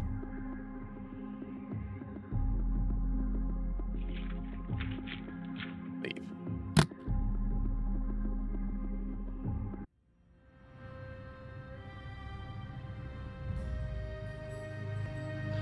Now let's see what happens here. You must be slain. Your choice has been heard. I hate my words. We've tried all have failed. The legends have muddied the lore. Faith has no power, as there is no one true path. The clubs are distasteful but not deadly. The stake only restrains but does not maim. Running water is but a nuisance, and there is no compulsion upon them except for the call of blood. No, there are only 4 tried and true weaknesses of the lords that the darkness have succumbed to. The sunlight remains forbidden to them, forsaking their soul to the shadow. Bring their head. No easy feat to achieve. The 3rd is the bite of an older or a stronger vampire. Diablerie is the path the mistress has walked in order to secure her domain and grow her own powers to beyond what was once thought. The final weaknesses of this coarse silver, but only the purest element bearing the crowding mark, suffice for one as powerful as the mistress. The wound of silver cannot be regenerated. Go now and find your way forward. Lie to my master, Vlad.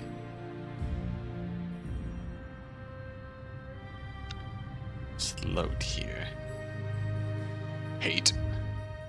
It is well placed for a betrayal, runs deeper than you are able to remember. She was not always the ruler of this domain. That crown once belonged to another, but alas, they were tricked. Stripped of their power, their memories, and then finally their birthright. Forced to walk amongst the masses, unknowing of their true destiny. The hope is not completely lost. The body may forget, but the blood always remembers. A simple taste will rekindle the fires of the past. See, that's a hint.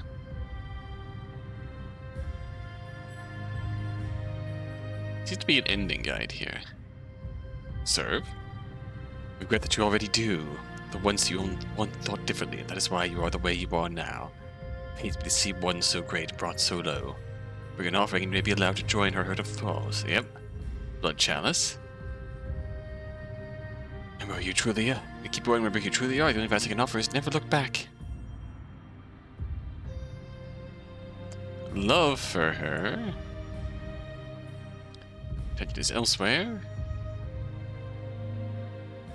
Rose freshly bloomed red is a particular favorite. See, I wonder. We have the knife.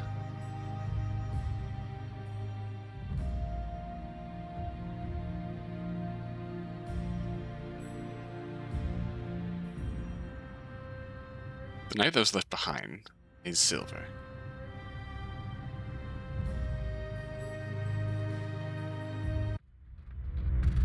Which takes us here.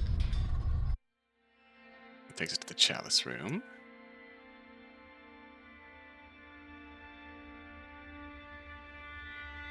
Take it, why not? Northeastern path, gargoyle. Go the path of sacrifice. Blue. I never trusted him, far too charitable, spreading all his free type-hating mortals. Guess I have to call the orphanage and let them know they won't be getting that donation they just so desperately needed. Ha ha. Oh, goody. Here. That's the thorn. That's the flower. The ravishing. Oh, wait. Use the knife. Draw the blade across it. Ooh, pulling in your hand. Drink my love and you shall live forever. Yes, my darling. Together we will rule the night court side by side. Feel back as the unbidden memories crash your mind. Oh, that's not possible. Unsure of yourself, you gaze at the pool of blood in your palm, seeking answers, but none are forthcoming.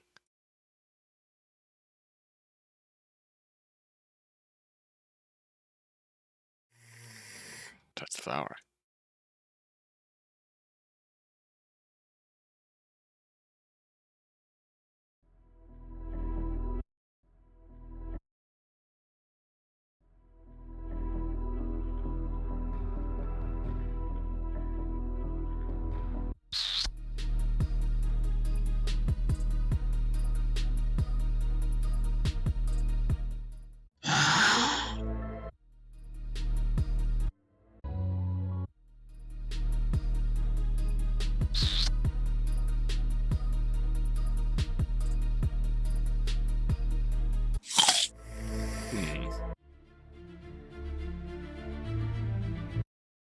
Red.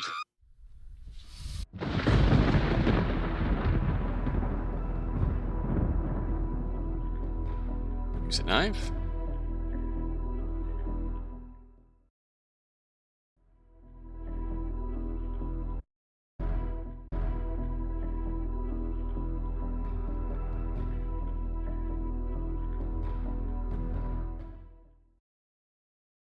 That brings back a memory.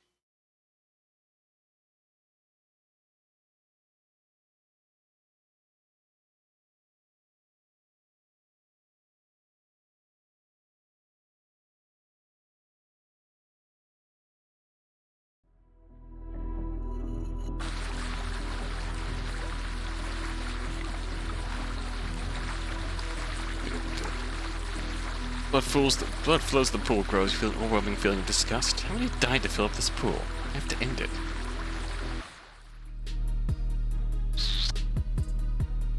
Death. Alright. Where does this leave us? I'm sure we have not actually gotten that. Alright. Okay. You notice that under the latches are razor blades ready to slice any fingers that get too close. Okay, so we can't actually even move on. Fair enough. I want to smooch her. Farewell, Renfield. East takes us here.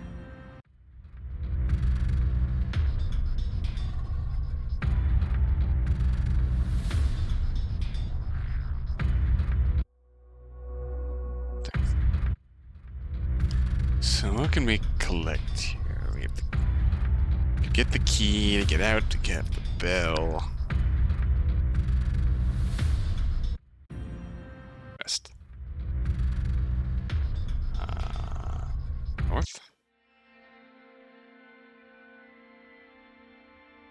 West. West.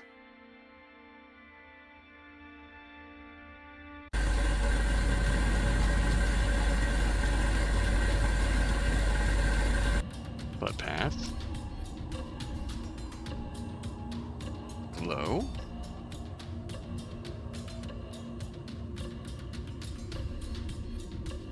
And towards the entrance. Eastern door. North. Ring bell. Ring bell. Roll.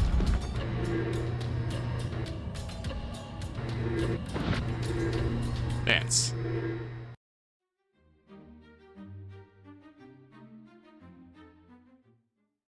Another memory here. The Night Court. The two of you at the Night Court before she usurped you.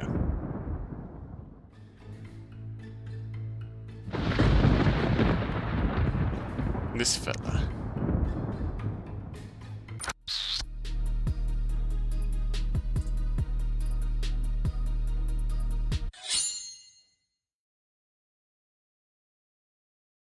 Yes! Kill! Here's the head. That's an ending, alright.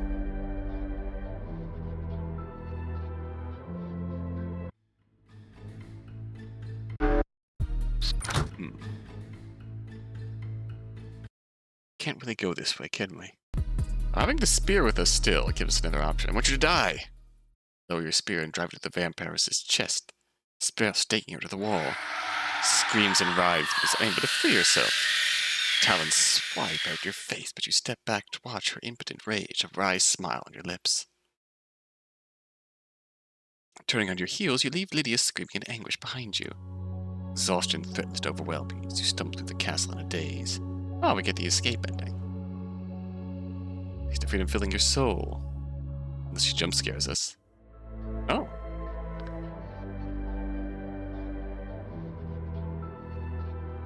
Alright. We're almost there. Oh, Thrall.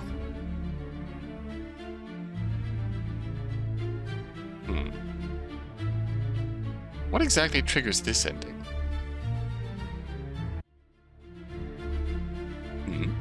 Well, aren't you just a curious little kitten? You know what they say about that, don't you, my sweet? I suppose with such a wonderfully inquisitive mind like yours, things like this are to be expected, no? Also, such initiative. I enjoy a resourceful plaything. So I can't let such an enterprising venture such as this go unrewarded, can I? No, that simply won't do at all. But here you are, my darling. Death. Oh! Here is the map of my little maze.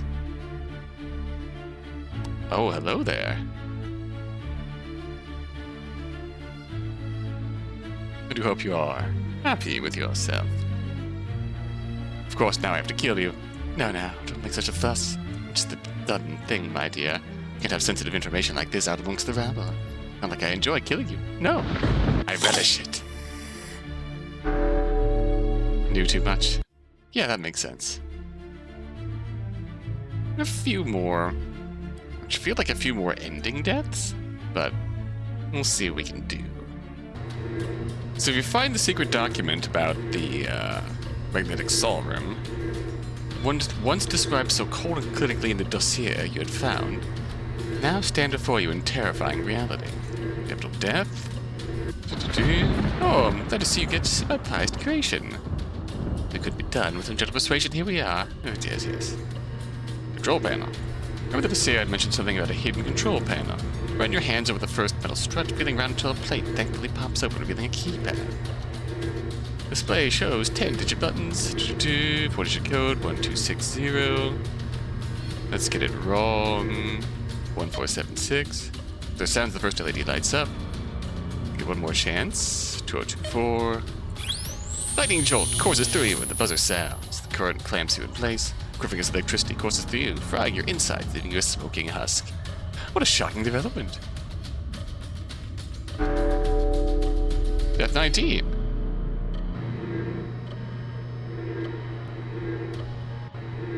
Control panel. 1998. Oh, hey, that didn't.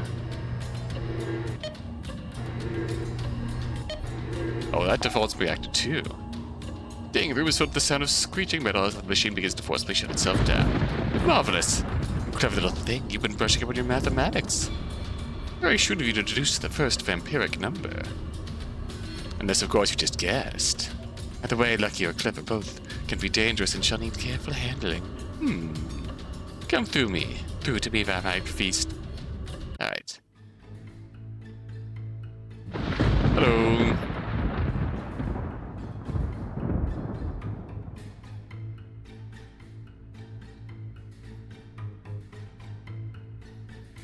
Leave it.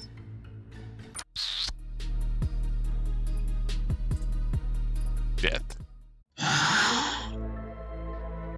Alright. Seems like we have two other death endings here to look into. Getting there.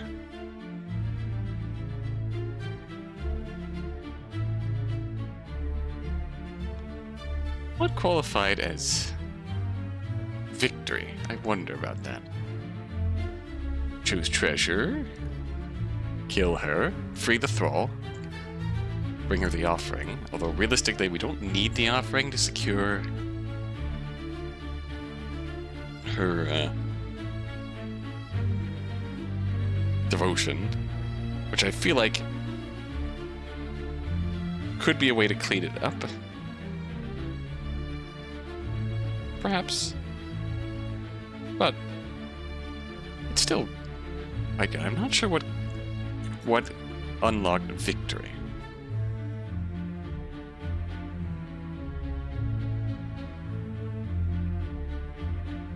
We're almost there. Two more. Oh, hello. We can joust with the tiger if we have the spear with us. Lever your spear. Its tip pointed directly at the true master of the jungle. Beast wary of your weapon hesitates. Hunger always wins in the end. The tiger makes a reckless leap. Beast crashes onto your weapon, the spear sinking deep into its jaw. Rips through your hands. Oh my, the brooding fire. I simply must have you. You're mine. Mine.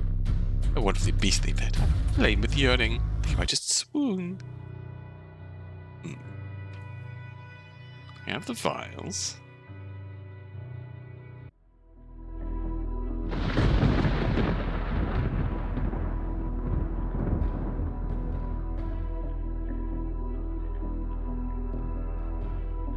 Curious. Alright. North.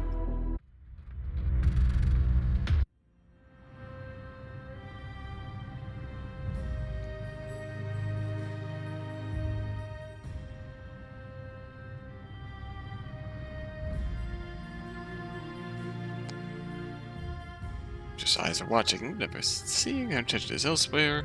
These are hints. Rose fleshly bloom red is a particular favorite of the mistress.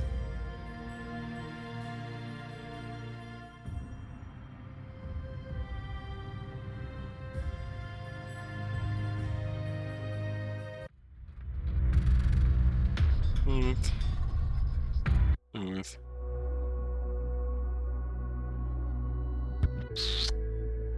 Sacrifice. Kill you.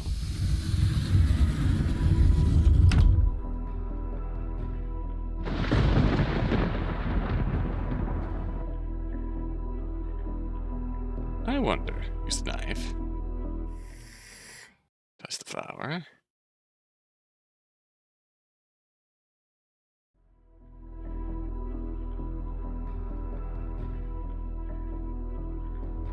This won't change anything. Yeah, we'll can kill her here. Remove the plug. Drink.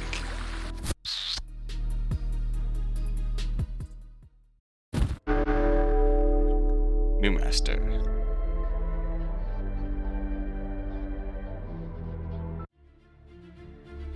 We've already gotten this. Yeah, we need 24 and 25.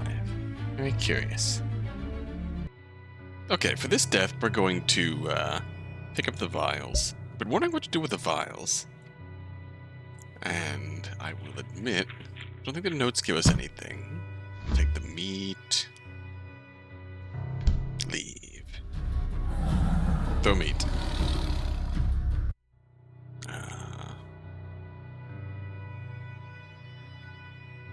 Now I next need to move on north, west, Labyrinth Field. Yes. West. If I go north, we get to the chalice room. Yes, we need the chalice. Take the chalice. Northeast path. Go across. I'm getting really good at navigating the labyrinth here. Not gonna lie. Actually, yeah, let's do path advice. Bye, Deborah.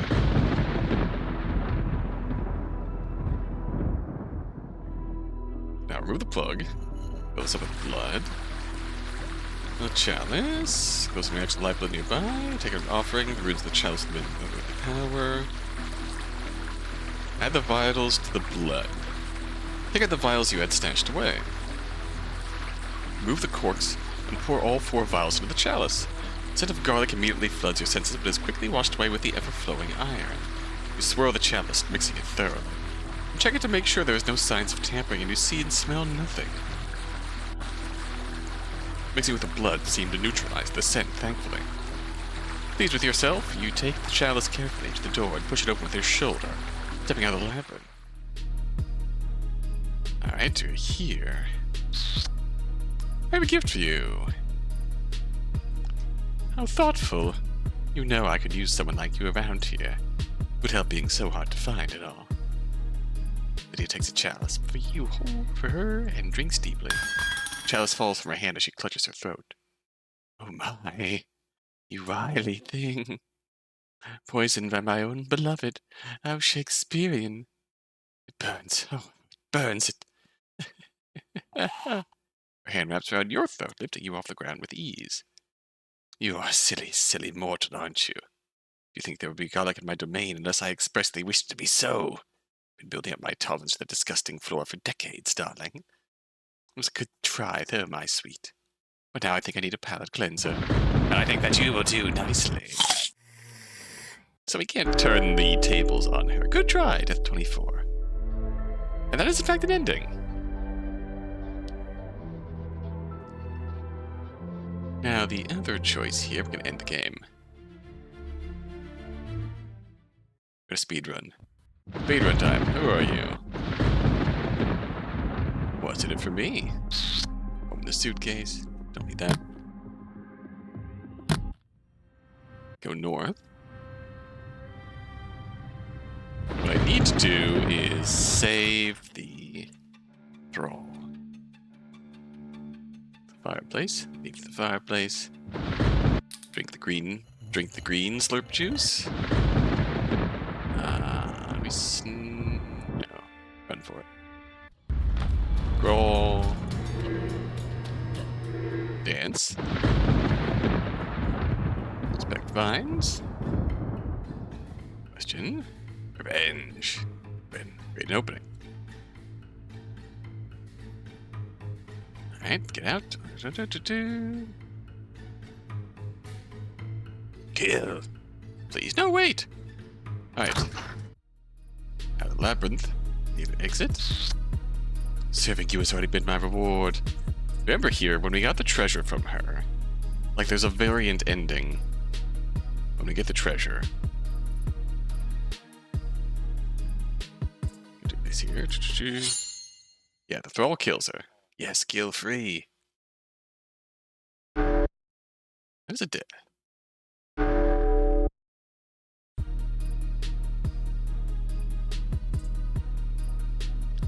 Fuck you. I think, does she? Yeah, she dies. And is this a victory? Yes, kill, free. The thrall you liberate from the pit raises its bloodied axe to the sky and screams in triumph. You spit on the Vampress's corpse and boot her head across the room. The thrall nods in satisfaction and sets off back to the labyrinth, axe hipped for more bloodshed. I think we did get this. This is the victory ending? Yes. Okay. Answered my question here. You walk toward the doorway leading into the castle proper, the servants falling in fear at your feet as you pass. Leave them be, save for the knowledge that they will all die here when you burn this motherfucking place to the ground. It's a variant of lose the head. It does trigger the Lydia's room, though, because we have seen that gets us the victory. That gets us the treasure. Serving you has always been a reward. How delightful. The bidding is simply wonderful and lopped off. A look of shock contorts her beautiful face as her head slides slowly from her shoulders. Yes, kill! Free! The thrall you liberated from the pit raises its bloodied axe to the sky and screams in triumph. Whoa. You stare in horror as your mistress's head rolls to your feet. Those beautiful eyes still wide in shock. You kneel before her and cradle her sadly. A shadow falls over you and you look up to see the thrall standing over you, axe raised. Wrong choice. Oh, that's clear. Interesting.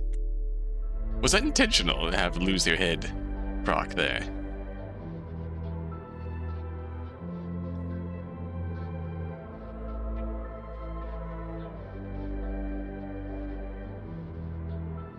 Alright, we end the game. On that note, 29 out of 29 deaths. All endings. So it's less endings and more ending condition we chose here.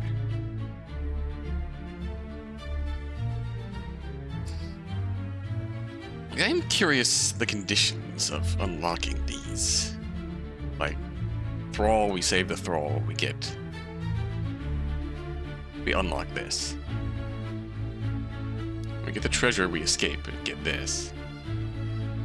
There's normal treasure. No, we get Night Air when we kill her. We kill her ourselves. We pet when we serve her, whether that's with a chalice or not. In victory, I need to... We've seen a lot of events in this game, so I would have to rack my brain to figure out if we got that leaving cutscene any other way than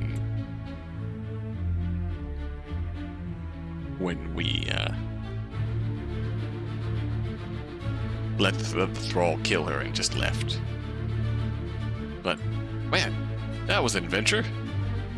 That sure was an adventure. We have finally 100%ed Lydia's Labyrinth, and it was a fun ride. It was a really fun ride. Like, my gosh. It is a challenge for sure. Just unpacking and mapping out everything, but really that's the fun of the 2-0 adventure format, and this captured that really well, I think. Captured that wonderfully well.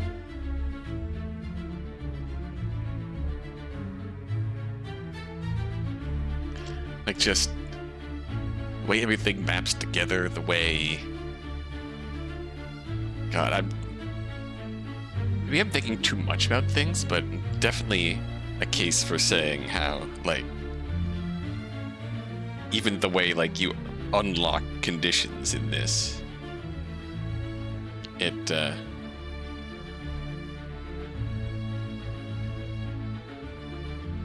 very is like a side event you can turn to which says you now have a bell. Then you get to a point in the main a different point where he says, if you found something held by a ghostly hand, turn to page 68, and then you turn to that and it shows you rang the bell.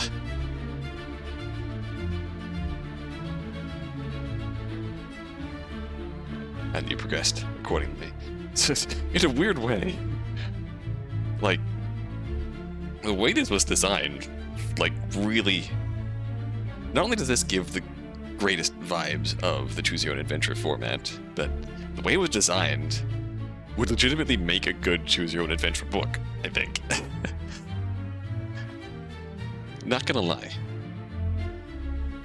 And even, it does have like a like actual through line of a plot with Lydia's origins and her clear connection to you and like several unlockable memories and teasing a past with you and Lydia and an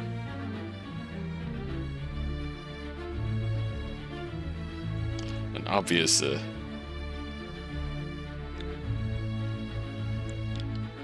way you can unlock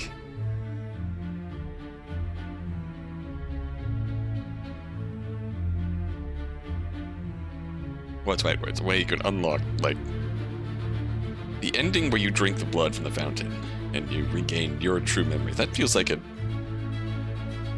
I suppose there's really a true ending. In some old Choose Your Own Adventure books, like me personally, I love the Goosebumps books, and I remember most of those had like a true end, had like a true ending where you left the horror situation with a winning, with a winning. Good wording, Don. Like there was a true ending, then there was like a few other decent endings where you left a few, but yeah, I feel like this wasn't meant to have a true ending. It could really end any sort of ways, like the ending where you remember your true lineage and take back your throne is just a death because you don't leave the maze, you don't leave the castle. So, which I mean, pet ending, you don't leave. So maybe my logic's wrong there, but okay. But yeah, interesting. It seems like you can still legitimately get the pet ending, whether you get the chalice or not. And I feel like if I would clean things up a little bit, I feel like if you get the chalice, like the small suggestions I might ponder in my head, stuff like if you get the chalice is an obvious indicator of the pet ending since you use that to give her an offering. I feel like if you do chalice, you should get like an expanded pet ending of sorts, if that makes sense.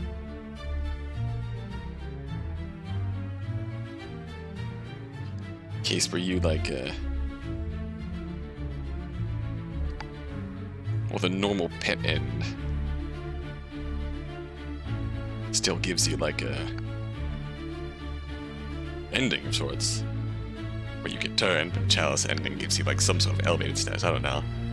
The thrall end does very well supersede any other endings that you reach and unlocks its corresponding other outcome.